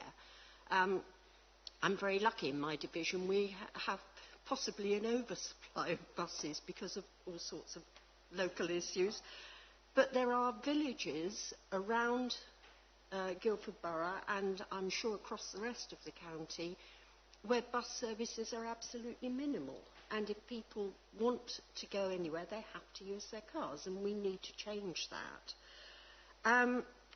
Somebody mentioned schools and journeys to schools. And of course, while we still have parental choice, parents can choose to ask for their children to go to a school that is on the opposite side of the town from where they live, possibly even driving past two perfectly good schools on the way there, because they perceive that one particular school would be better. That has two lots of impact. One, it can impact on local schools, and the other one is that they're driving through busy roads, very often stuck in traffic with their engines running, and we end up with parents sitting outside schools waiting for their children to pick them up. So I think we have to be prepared to persuade, obviously, as far as we possibly can. But I think it needs some changes in policy as well to give us the opportunity of making those changes. Colleagues, you've had, before we go to Mike, because this is really, it'd be very interesting to hear from Mike. We've got the 7 recommendations before us, and they're the ones that, if we agree in a few minutes' time, will go to the Cabinet. But at this stage, before we formally go through that process, Mike's heard, seen the recommendations, read the report, been involved in the report, and has listened to the conversation, listened to the discussion so far. So, and indeed Colin, if he wishes to, and be most grateful for your thoughts. Yes, you must shut me up if I talk too much, because this has been a passion of mine for a long time, and I'm absolutely delighted that the environment is now the 3rd most important thing, according to a UK poll, and that residents worry about behind Brexit in health. This just shows how important this is. Declaring a climate emergency is, okay, it's declared. That's not what's important. What's important is what we do from that climate emergency. And I think I cannot disagree, first of all, with anything anybody has said today, because I think you make some excellent points. I want to, like everybody else, is to thank the officers, some who are not here today, who have done such good work in helping you, the task group, to actually get all this evidence together and help write this report. This is the start, and I think it was Jonathan said about the foundation. This is the start of the foundation. We've now got to go and start to build up the detail behind what the strategy will look like. And at the same time, ensure that people buy into it. Because I cannot disagree with what your recommendations are. My only comment would be, I think the one that's missing has been actually said already several times. A strategy is okay, but unless we change the culture of our residents and want them to make a difference, no government, no local authority can do it on its own. So the big thing I will be putting in, it's up to you, Chairman, if you want to add it, is we need to educate and help our residents understand how important this is. This isn't about the youngsters getting involved in climate change, in grabbing it. The older ones do as well. Why? Because we want to leave the legacy to our children, our grandchildren, that our environment is safe for the future. I take the point about finance, and that is a key.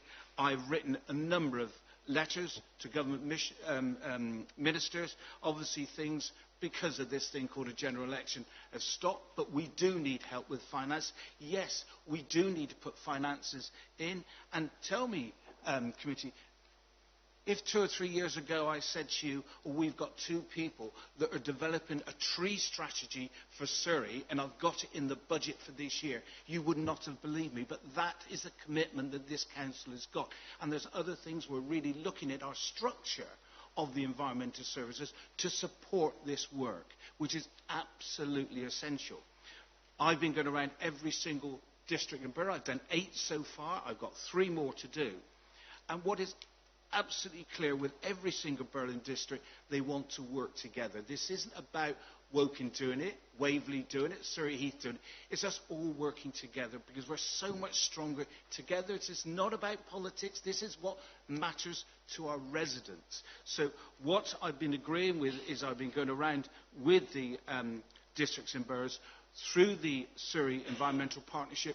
We will start to develop the work that we've done here with the work that we did this Wednesday to start to shape the strategy. However, the most important thing about the strategy is not just the funding, but it's also getting our people to contribute to it and get their views on what should go in it, what they see as the issues. And Jonathan used the word, and I know where it's come from, they want to be part of the solution, not part of the problem. And that's really important for us, and we will commit to doing that.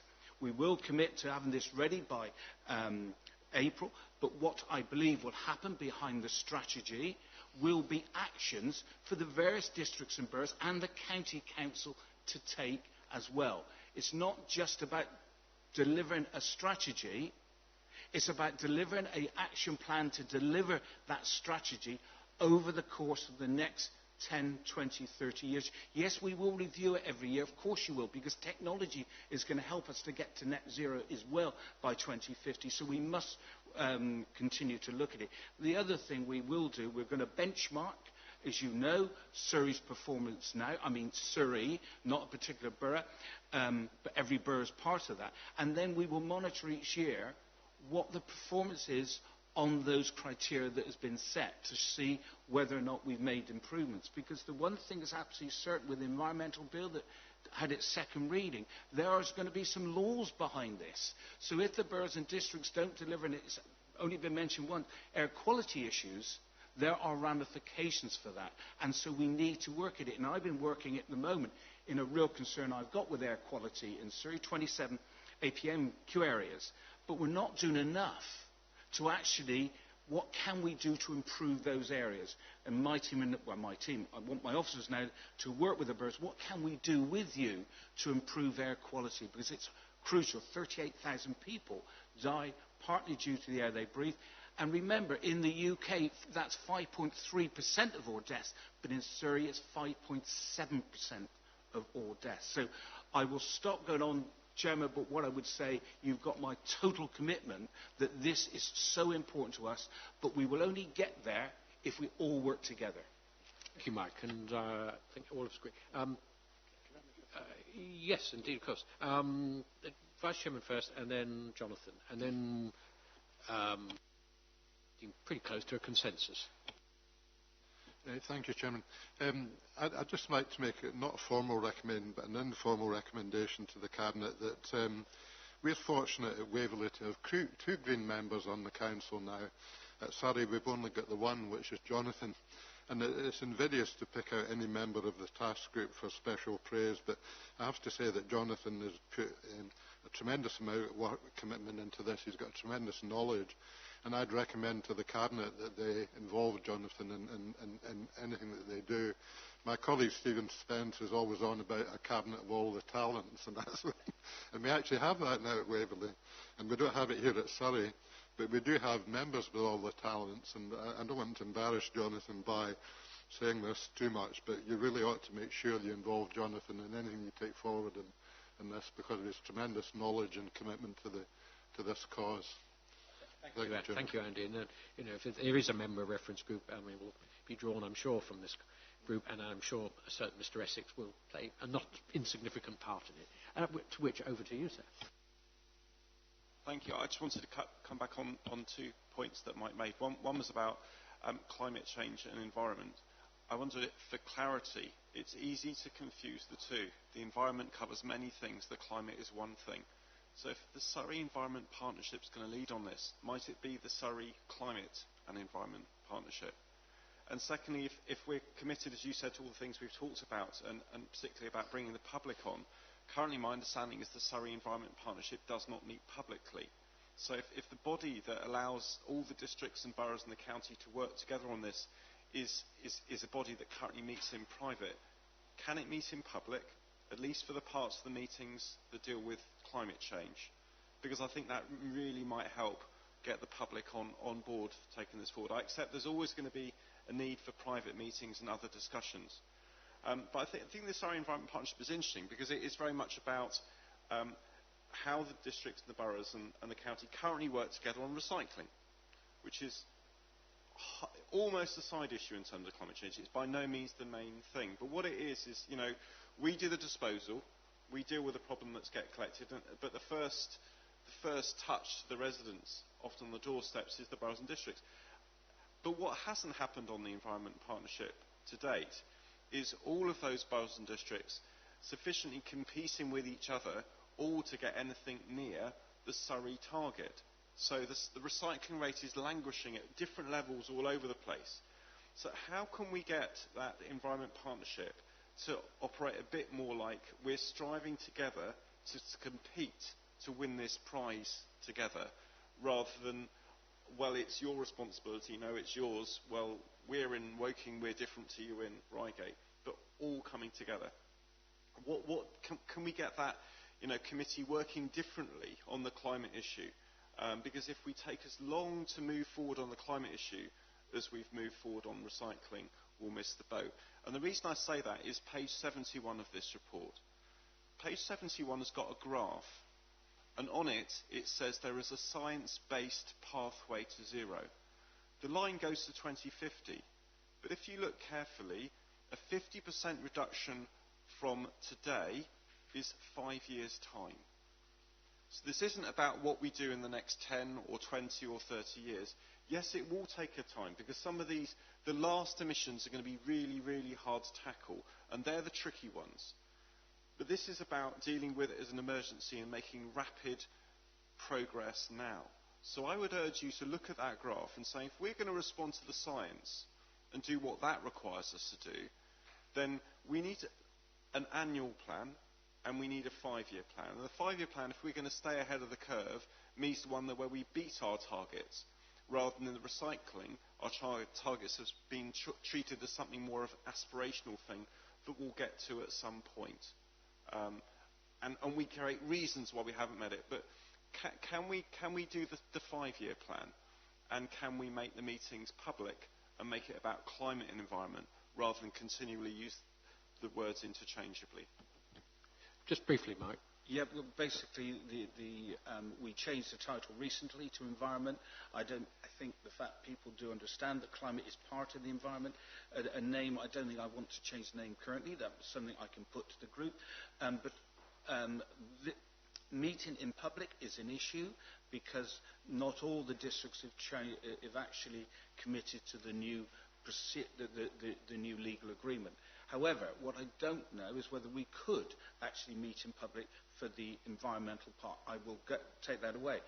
As for the issue of moving quickly, I can confirm to you on Wednesday the group met and the officers were there, and they spent 2.5 hours talking about climate change and what needs to be tackled first. A very fruitful meeting. All that has now gone into a document that then will actually dovetail into the document that the members' reference group have done.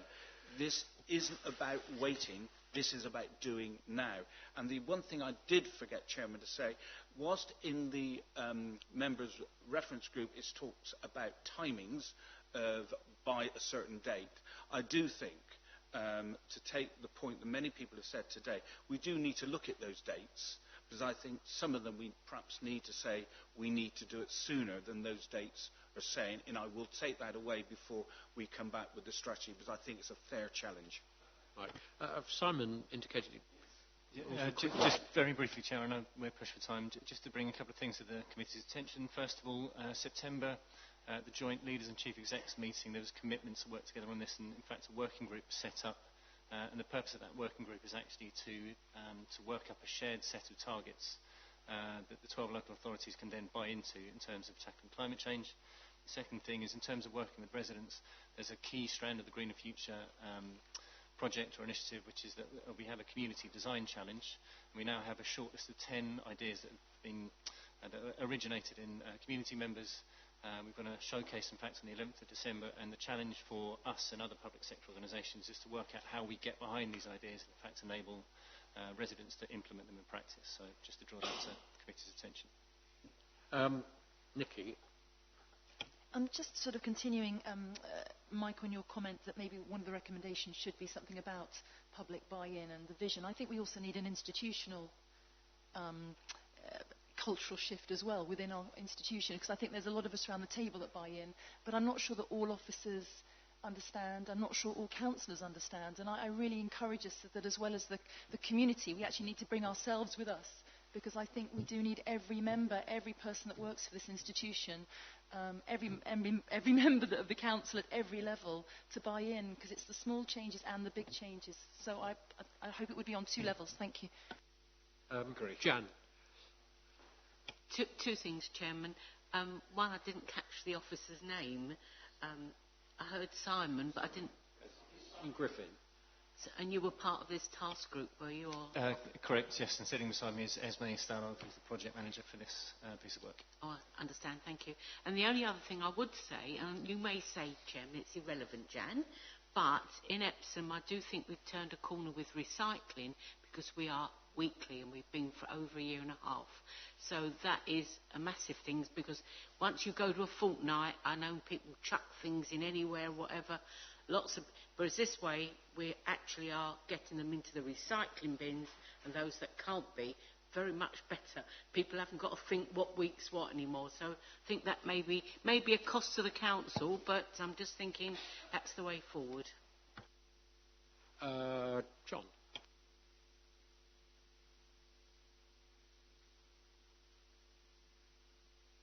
If you're going to talk about the recommendations, I would like to speak, but that's when I need to speak. We are effectively considering the recommendations, so please continue. In its current format, I cannot support the recommendations fully. With regard to item 1, recommend a call for action on page 37. If you go through the page 37 and the call for action, item 9 is currently, I believe, not achievable. Insufficient work has been done on to a timeline and the level at which it will be changing. Item 9, 10, 12, 7 is not in our gift. It's to do with the pension funds and investors. And all Surrey's electricity delivered through a green energy supplier by 2020. Well, we're virtually there. So there is currently too much on there that I cannot support. I can support numbers 2 to 7 because they're not actually detailed in any degree, and I would recommend a following amendment to item 1. 1A, the call for action be reviewed to determine achievable, sustainable outcomes and timeline to delivery. Item 1B, scope the delivery areas that are government-led and achievable accordingly. As a separate scope, the general population be reviewed in terms of how we can work with them to get outcomes and achievements. I don't mind whatever way you write it. You can change it if you like, because it's not really well done. But unless we get those two in, and I'm recommending them and asking for somebody to second me, I'm not prepared to support the others. John. I hate to be sort of procedural, but I think we have to be procedural here. To be absolutely clear, this is the report of the task group. Yes. And it's for the task, to us to either agree or not agree with the task group's report going to Cabinet. To amend what the task group has said would mean the task group itself having to reconvene. Your points of unhappiness or lack of support on various items is the prerogative of every member, and if you seek to vote against these recommendations, that's absolutely fine. But I think it's not possible procedurally to change the report of a task group itself. Even though some of us may not agree with it. I mean, surely that's the issue here with regard to this select committee, that if a task group presents a report, we're allowed to comment on it and offer a change of the recommendations that are being put to us. I think. Well, I think you certainly could discuss it. Absolutely, that's what the whole meeting is about. And dissident views or change of views are more than welcome. That's our democratic spirit in this committee. But to actually change the wording of the task group's report, I think is out with the ability of this committee to do. But I am not a procedural expert, and it's rare that we ask our Vicky to pronounce on procedural matters, but I'm going to have to make an exception, otherwise we're going to disappear into our own plug hole. So, Vicky, can you elaborate on what this committee can and cannot do with reference to the task group report? I think that would be... Okay, thank you, Chairman. So, with regards to the task group has undertaken a large piece of work over a number of weeks and months. The report that's before you with the recommendations are based on the evidence and witness sessions from that task group work. The report itself and the task group itself can report directly onto Cabinet. Although constituted through this select committee, it does have the power to report directly. The report is here for you today to discuss as the select committee and provide comments. In terms of agreeing with recommendations and changing recommendations, the task group has agreed those recommendations as the recommendations to go forward to Cabinet. In terms of other members of the committee feeling they don't agree with them, we can reflect those comments within the minutes of the meeting, but the task group recommendations as they stand will need to go as they're written, as they're drafted. In terms of recommendations for this committee to agree, there's some up on the screen up there. So in terms of endorse the task group's findings, recommend call for action to Cabinet and then to Council. So there will be opportunity for debate on the call for action at the Council meeting in December, as well as when it goes to Cabinet on Tuesday. Thank you. Thank you. I think that's clear. And I hope John obviously not happy, but that's entirely his prerogative. Can I... Wait for time, basically. Can I just help? Look, I understand some of these are challenging, but we must be ambitious with this if we're going to make a difference and find ways of achieving these, which I think are achievable. When it says about the pension, it says work with. And the pension fund have already started to move to renewables away from fossil. So it's not saying they've got to change overnight, but it's working with. So I personally do not have a problem with the recommendations in front of me. Thank you, Mark. So I think it's clear what we're voting for. Oh.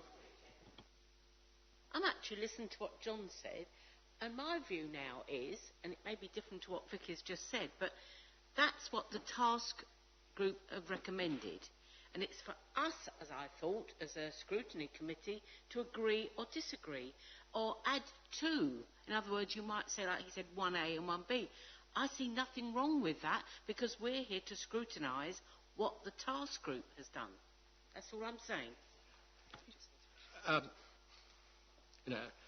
How can I put it without being sort of proprietorial, and not in the sense of chairman, but being a member of a group? The task group spent a lot of time, as Andy's explained, to go through this. All the basis of its report is evidence-based. If the committee as a whole wants to amend, delete, then say more for my colleagues as well. It's kind of showing a lack of confidence in the task group. No. I'm sorry, Mr. Chairman, if I may intervene. Had a discussion and having different views put before this select committee, and I will not be told that it shows a lack of confidence. I have every confidence. I've indicated the report is detailed, in depth, but there are areas of concern that I have put to this committee. Thank you, John. If Mr. Chairman, yes. Forgive me. We have the recommendations of the task group, and we can accept or reject them. We're scrutinising them. What we're discussing here are the recommendations that we are making as a committee. Now, I'm not taking a view about the task group's work, but what I do think is right is that we don't have to adopt all these recommendations, because this is the end part of our discussion. And what we've concluded, So it must be in order to amend the draft recommendations that are put forward for this committee's decision. Thank you, Ken. Can I just suggest we have a 2-minute break and try and so that I'm quite reasonably clear. And then we'll come back and we'll either accept amendments or what have you. I've got a feeling at the moment we're probably not getting very far very fast. Could we just have a 2-minute adjournment? Would that be acceptable? Yeah.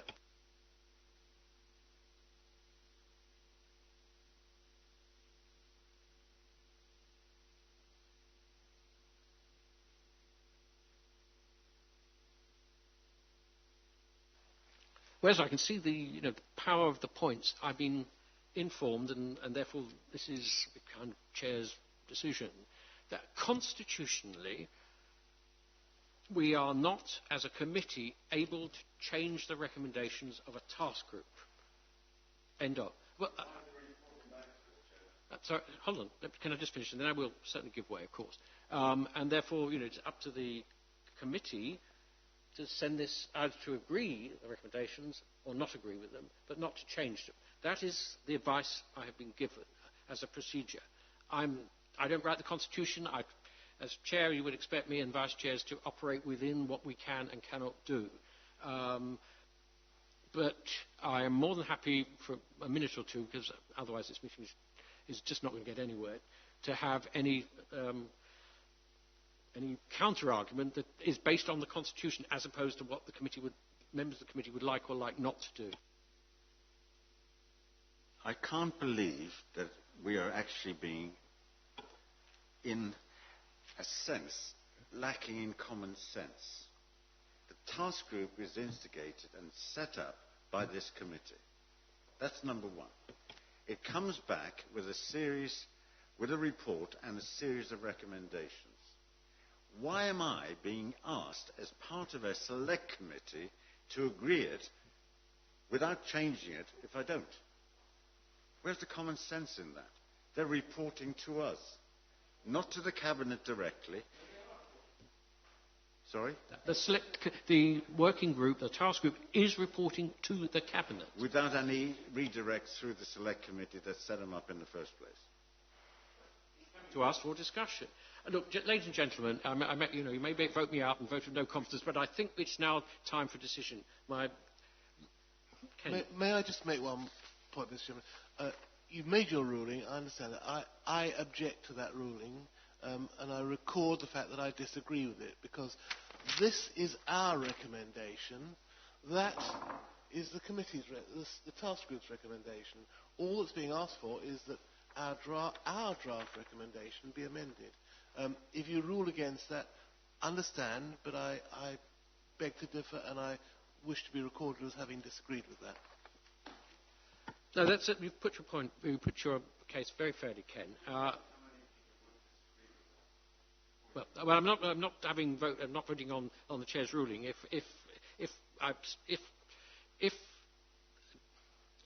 No, we don't have votes on the chair's ruling. We do have, if the chair changes his mind, and we do have amendments to the recommendation, of course.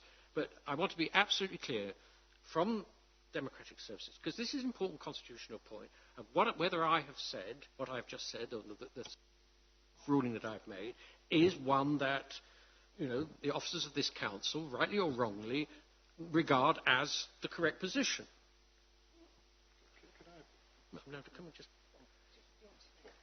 Okay, so procedurally, a task group is constituted. It undertakes a piece of work that's done in conjunction with officers. This has been quite a long-standing piece of work. There's been lots and lots of evidence heard. The recommendations that you see before you from the task group are based on evidence and fact, and they have been drawn about with the help of professional officers who work in this field. Therefore, at this point in time, the task group is recommending these recommendations to Cabinet. That is the procedure. The procedure is that the task group is reporting directly into Cabinet on Tuesday. Andy.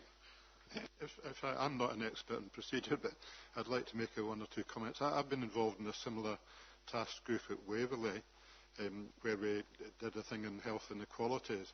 And if people who aren't members of the task group want to get involved in actually affecting the outcome of the task group, they've actually got to get involved in the task group itself. You need to have a meeting actually for the wider members of the committee where they could contribute, because if you don't take part in detailed discussions, if you don't understand the evidence, you're not really in the position to, at this meeting, come out with different conclusions from the task group in a fair way. As I say, the officers have put a tremendous amount of work into it, as have the task group members, and it's not a question of the feeling offended or anything like that. I totally believe in free speech. I don't want to actually impinge on anybody's right to free speech. But I think the solution to the problem is that if anyone, such as John or anyone else, has got things that he feels that should be added to what the task group said, he should be absolutely at liberty to record them and for them to be recorded in the minutes, as has been suggested. And that can go to the Cabinet alongside the report of the task group, and any other member of this committee can put their comments as well. But if you want to affect the work of the task group itself, you've got to actually get involved in it. You can't actually, from a quick reading of the report, and make some comments that, as I said, I'm not against free speech in the slightest, and I respect John's right to have his views, and his views need to be put forward alongside the views of the task group if he doesn't entirely agree with it. That's my view. I'm not talking as a constitutional expert. None of us are. Colin, just a quick one. And I think part of the misleading is actually the title on this, because actually it says the committee to agree the recommendations. Actually, it should be the committee to note and recommendations, and then the committee can then add recommendations of their own to Cabinet from this group. So these are the recommendations of the task group, which are in stone.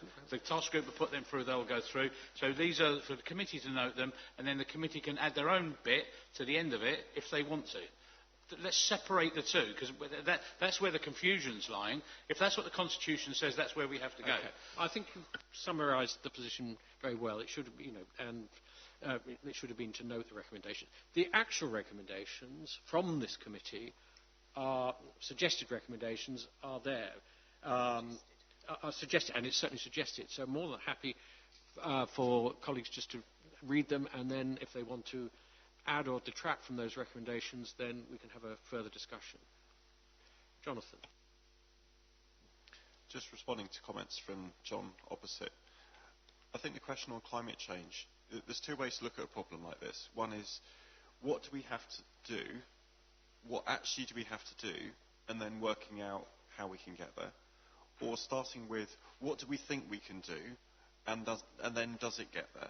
The problem with climate change is if we continue to do what we think we can do, we are not getting to where we need to be.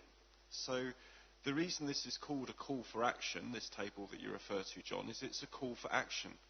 It's a call for us to up our game. It's a call for us to start to consider things differently.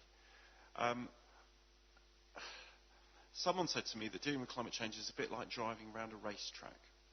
Because when you drive around the racetrack, you have to turn the steering wheel to turn around the bend before you actually get to the corner. You have to look around to what you don't yet see and what you can't yet trust and believe in. You can't brake as you go around the corner because you'll skid off it. You have to brake before you get to the corner. And then you need to turn before you get to the corner. This is what we're looking to do here. This is a call for action. This is a call for us to recognise there's a problem and put ourselves on a different footing going forward. In light of that, I would argue that we should strengthen our recommendations here. Because the words we've got in section 3, I think we should test the viability of what we're proposing, which is asking to look through the detail of what underpins this to make sure it's viable. We want to make sure it's appropriate. I think all that we do in Surrey should be appropriate to Surrey. But I would add a third word. I would say we need to look at the sufficiency of what our plan is.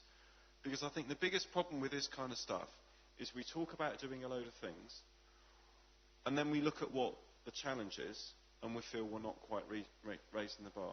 And I think if we're committed to doing this and committing to getting to net zero, then we should test ourselves about whether we're on track. So I think to some extent these recommendations deal with what you're saying, is it viable and is it appropriate? But I would urge we go one step further and ask whether it's sufficient. Have you got any suggested wording? To add the word sufficiency. Okay. Sorry. Yep. Any others? So with the addition of the word sufficiency, then I assume... I'm sorry?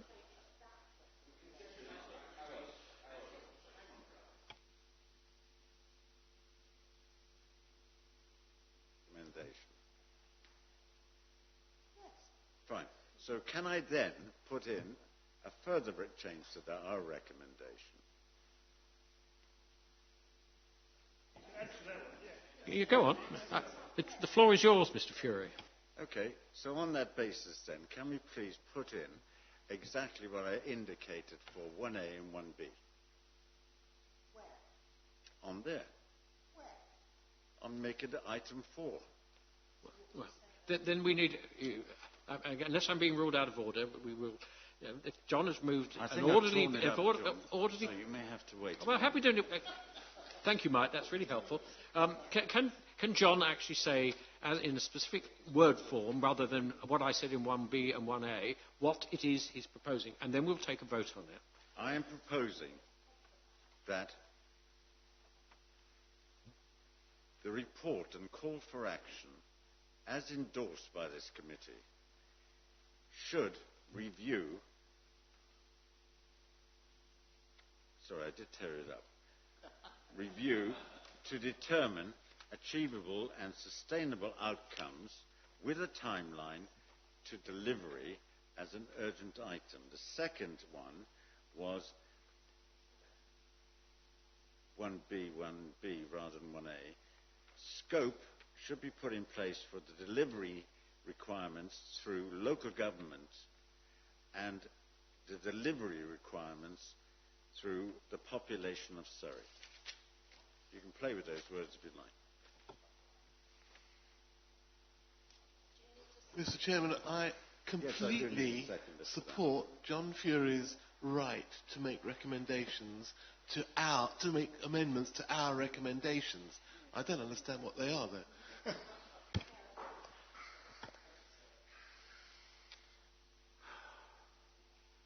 Wait, even somebody who likes to know their points of order, I'm getting befuddled. I'm not sure where other colleagues are. If these amendments are in order, are they in order?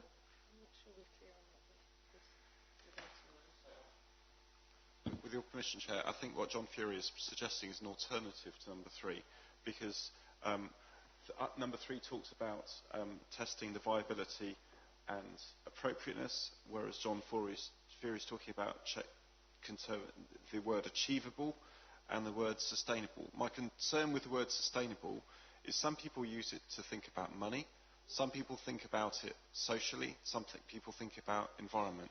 So it's quite a vague word. I understand what the word achievable is. The word achievable seems to be a different way of saying the word viable, which is in 3 up there already. So swapping viable with achievable...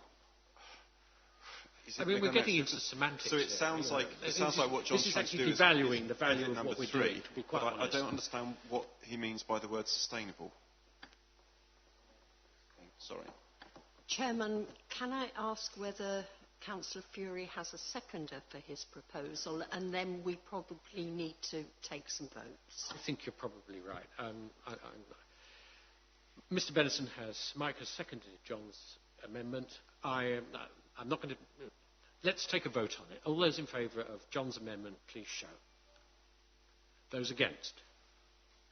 Lost. Do you have a second amendment? No. Okay.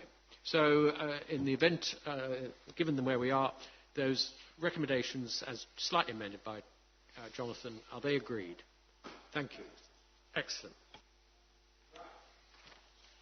Oh, and just to reiterate, the call for action, as endorsed, as in the report, will go to full council. So there'll be an opportunity again to debate that with all 81 of us. So that's important too. So we move on to item 5A, the car parking in the countryside. We've got the report in the supplementary papers, yeah.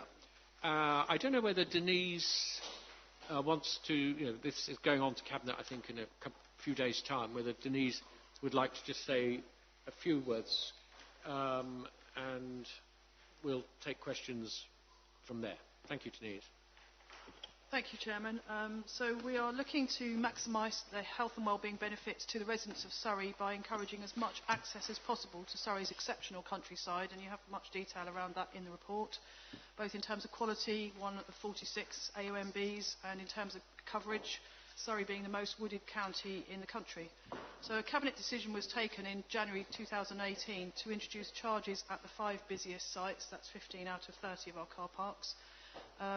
In July of 2018, it was agreed that a review would take place after 12 months, and unless significant contribution was made to the countryside in terms of income, the charges would be removed.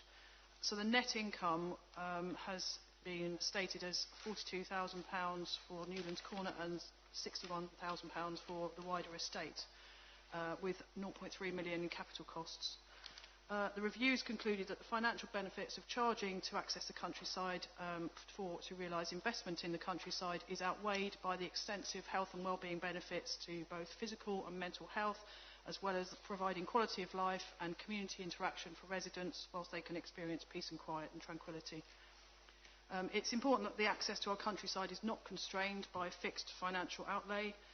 We're investigating a voluntary payment scheme, and this is already used at many National Trust sites and within the Royal Parks to a reasonable degree of success.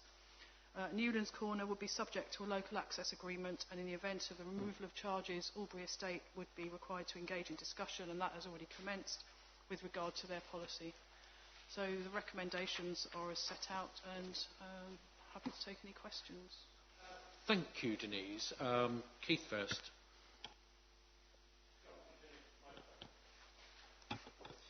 Thank you. Could I just ask Denise, when this comes to Cabinet, to emphasise the point about, at this moment, Newlands Corner not being included in this proposal? Because I think that there is a considerable lack of understanding on the part of most members of the public. And when all this was current a couple of years ago, when I said to people, Newlands Corner is not public land, it is private property, and you are only allowed to access it because of an access agreement, the faces that came back were what I would describe as gobsmacked, because people regard Newlands Corner as being public property when it's not. And I therefore think that you really do need to emphasise, Denise, that whilst it is within the gift of Surrey County Council to remove the existing parking charges that are in most of the countryside car parks at the moment, fine, but to explain clearly, and I really look forward to the day when there is a council report that is headed, "There is no such thing as free."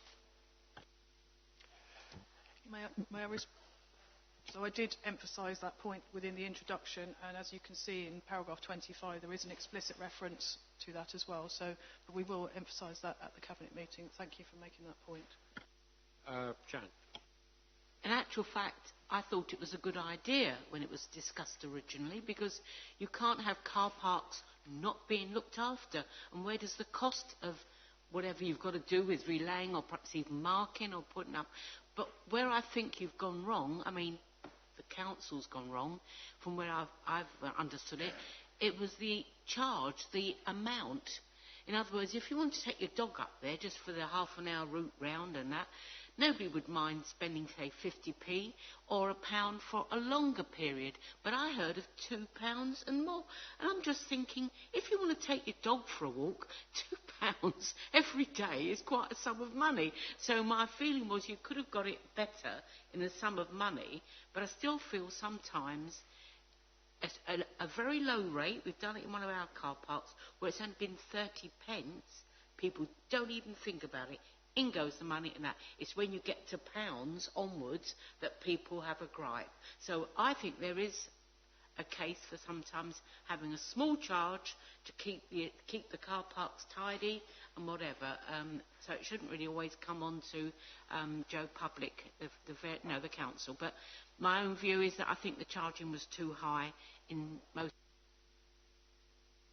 Thank you.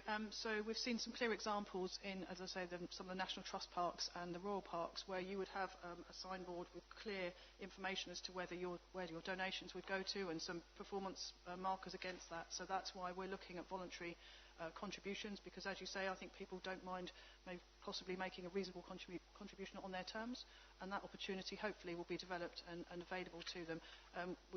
There was previously a season ticket arrangement, which was to manage that situation of frequent users, but obviously this is something that will be wound up now, but that opportunity was presented to residents.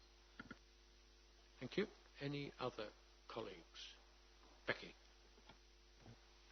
So I see in the report that it costs $300,000 to set up and buy the equipment, and we haven't actually made that money back in the net income from it. So I'm just wondering what's going to happen to that equipment. Have you got another use for it, or is it just scrapped out?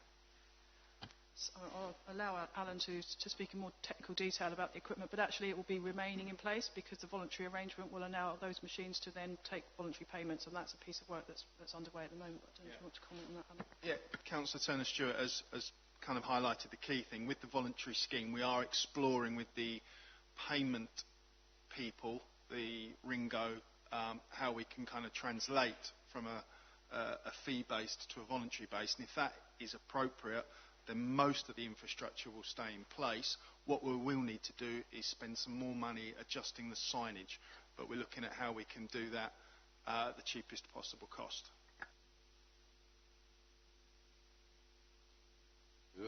Colin, do you want to... Just a couple of quick points there. I think the point about the infrastructure is right, but actually there is a wider piece on that. If the voluntary thing doesn't work, there is also lots of things going on the road. They could be moved, they could be utilised. But actually, I think what we've got to do is remember the fundamentals of where we are now and where we were 2 years ago. The charges were put together because actually we had to look at recouping the costs and putting some money into the countryside.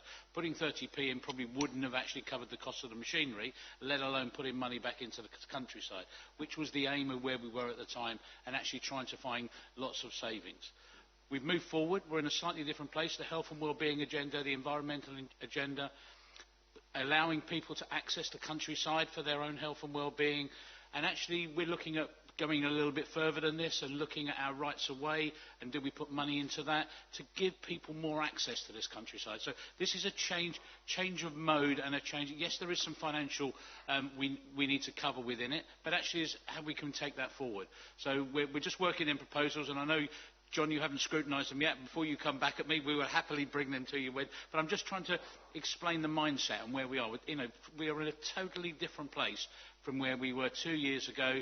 And actually, as we work through the options within adult social care, children's services, actually it gives us more options within our budget envelope to try and achieve some of the nicer things for the majority of our residents. Thanks, Colin. Jonathan and then Saj. Thank you. Just note that the parking charges were part of the way the money was going to be raised to meet the shortfall for Surrey Wildlife Trust managing our land. They've had a reduction in how much money they've received from us of around 200,000 each year, I think, for the last 5 years. They've lost £1 million of funding. If this has only brought in 100,000 rather than 300, and I don't know if the predictions for voluntary will further reduce that or increase it slightly, can you assure us that Surrey Wildlife Trust will receive at least that in our renegotiations with them? Because this proposal to introduce car parking charges didn't come from Surrey Wildlife Trust. It came from us. So I'm concerned that the costs for managing the countryside, which they carry out on our behalf, should not be negatively impacted by this decision of ours. Thank you. So the discussions that we've had with Surrey Wildlife Trust so far have been around the fact that obviously the majority of our land is now in a much more favourable condition. So the need for resource to manage that condition has reduced.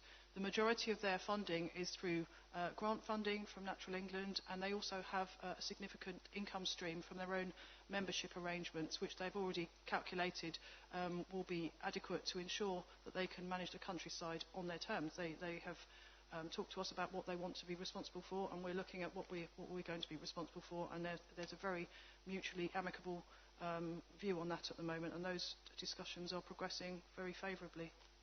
Thank you.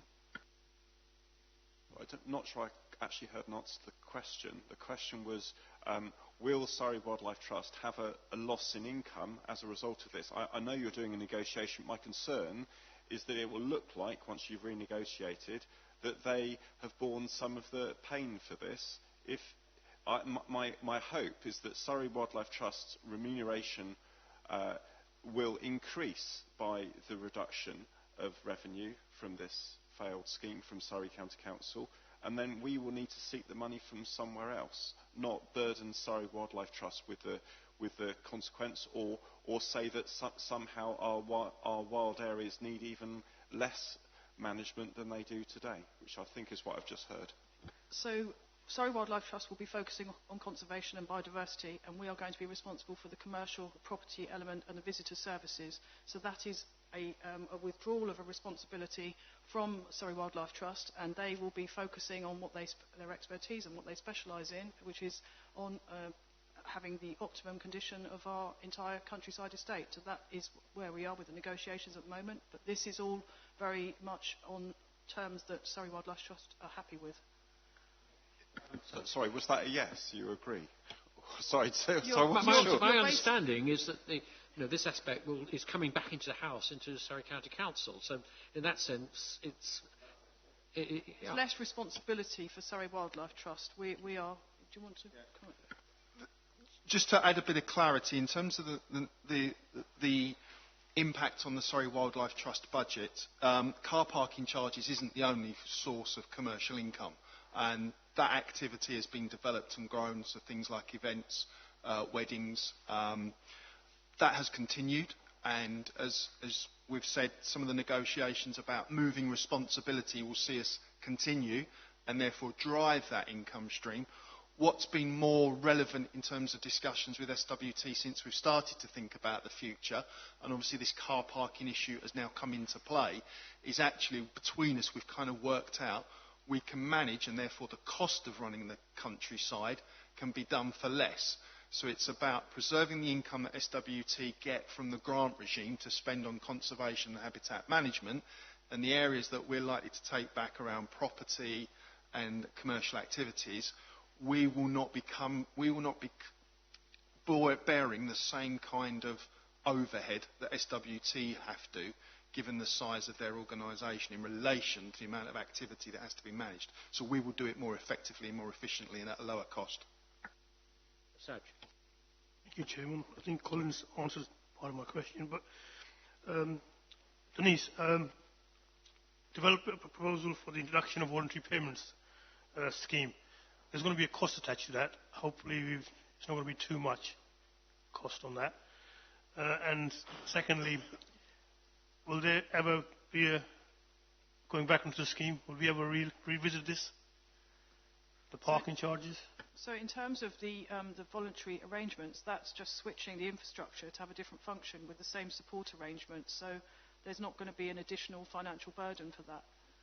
And in terms of revisiting and returning to a parking strategy, I think you have to have the attraction or the facilities in order to justify that. So where people are very happy to pay, for example, the Devil's Punch Bowl or Queen Elizabeth Park in Hampshire, Butser Hill, where you have quite extensive facilities and people can have a good day out and they're happy to pay. I'm not sure that exists in the sites that we're talking about at the moment. Thanks, Denise. Sarge was asking, is as far as the car parking charges are concerned, which is being proposed to withdraw them, remove them, is there a guarantee as much as you can, medium term and long term, that they will not be reintroduced? In other words, having been culled, that's the end of the story as far as car parking charges in the countryside estate is concerned. I think medium term we can answer that as a yes. Long term, who knows? I mean, where future funding comes for this authority and all local authorities, who knows what the future brings? We might have loads of money and do loads of extra things. They might cut us off at the knees. We might not even be here. So who knows what the future brings? Okay. Can I just add to that? I don't think it's reasonable for a local authority to oscillate between charging, not charging, charging. I think we're working with the financial situation we're in. Yeah, thank you. That's the clarity that we needed. Thank you very much. So the recommendations are on the screen. Are they agreed? Thank you. Right. We move on now to the forward plan, which you have. I hope colleagues will stay after the formal end of the meeting for our wash-up, and I think we've got quite a lot to discuss in that private session. But as far as the work programme is concerned, let's stick to that for the moment. Paul. I'd like to suggest something for the forward work programme. Would this be the appropriate time to do that? Yesterday on BBC Surrey, there was beg your pardon, on Monday, there was an item on BBC Surrey about the astonishing figure that 18 people are killed or seriously injured on Surrey's roads every week. Now, I don't know how that compares to the rest of the UK, but that's a lot. If that figure is correct, I couldn't believe what I was hearing. And I posted that on my Facebook page yesterday and posted it out on my email newsletter this morning. And already I've had a huge response from residents who are also concerned about that. And I think that as the Highways Authority,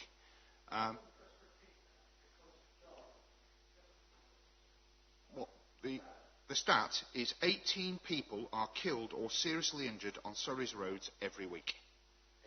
18, 1-8. I think you'll find it's wrong. That was on BBC Surrey. Yeah, check with Duncan Knox because he returns all this. It's right, is it? No, check with Duncan Knox again. Well, I have to say that BBC, I don't know if they're here now, but if it was Get Surrey that was reporting that, I wouldn't pay any attention to it whatsoever. But I don't care. I hope she's here, but she's not. Come on. But BBC Surrey are generally, in my experience, a reputable and factual organisation in their reporting, and I don't have any reason to disbelieve it. Like us to do? I'd like us to find somewhere on the work programme to address that. We are the Highways Authority, and I believe that we have a responsibility to, wherever possible, if there's anything we can do as an organisation to reduce that, then that's what we should do, and I think that's something that we should bring to this committee. Scope it out and see whether there is a...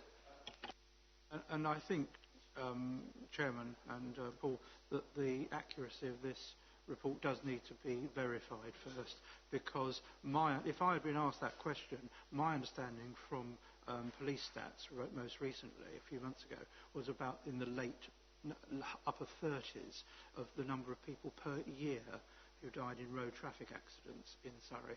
Upper 30s, about 38, 39. And that had reduced in the last 12 months. So I am not recognising the stat that Paul has referred to, and so I think we do need to just understand a bit more about. Yeah. Well, okay. Sensible thing I think is, I did take it on board. There's a role, of course, of local committees in community safety, but can we take it away and we'll see if there's a scope for a serious and credible further work for the committee. Okay, Jonathan. Two things we've had mentioned today: the future bus strategy.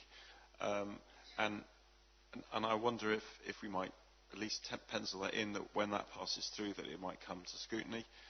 There's also a new body called Transport for the South East, which has been mentioned. Their transport strategy is currently out for consultation. Might be useful for us to review that with a view of maybe feeding in a response. And the third thing, I'm not sure this is relevant for this, but I'll raise it. Up until now, the Environment Committee, the Surrey Environment Partnership, has mainly been about operational delivery and linking together the boroughs and districts and how they deliver things. If they're now looking to develop the climate plan for how we deliver across Surrey, that sounds like something which is a new policy which should be scrutinised somewhere.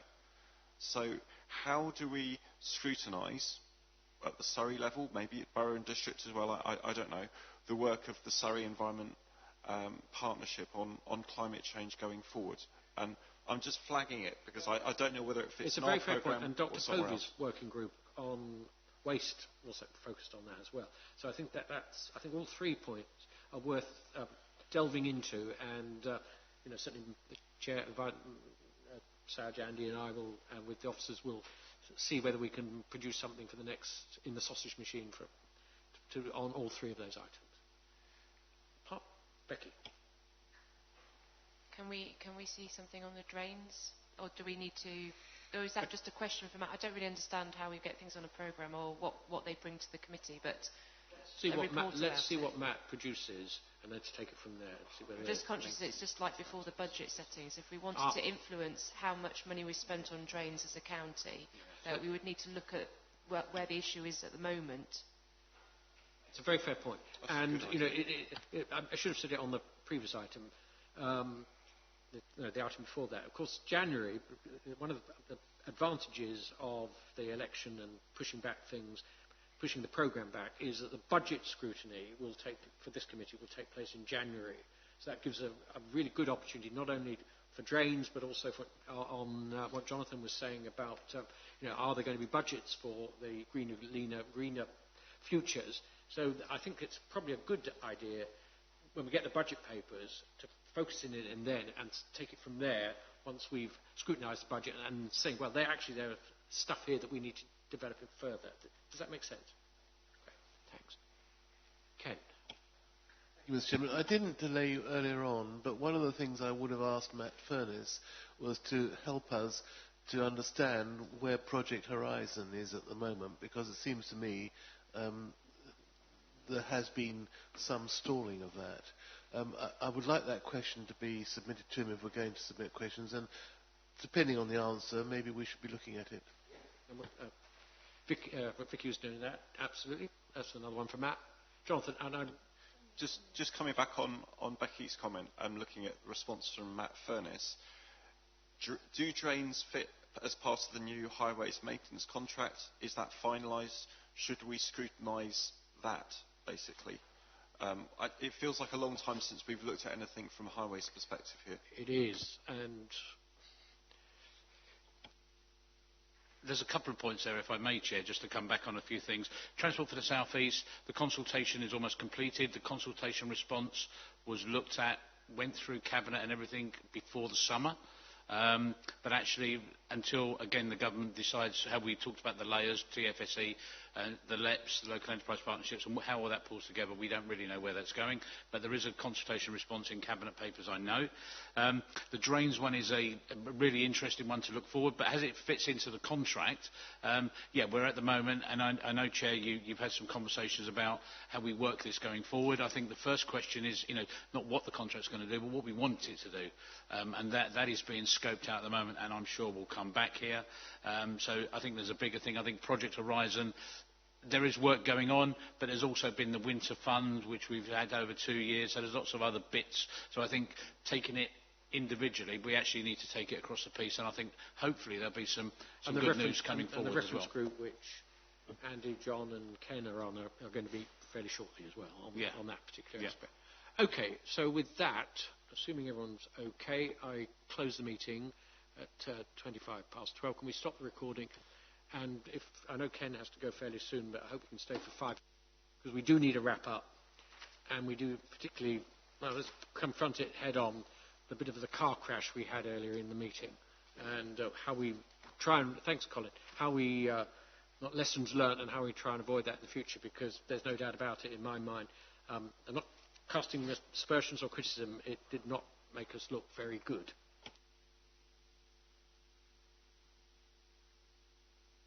I just think there was a little bit of confusion because we had a paper that says the committee agree the recommendations, so it looked like that we were going to discuss and agree them. So I think sometimes you start with a mouse hill and you end up with a mountain if you're not careful by accident.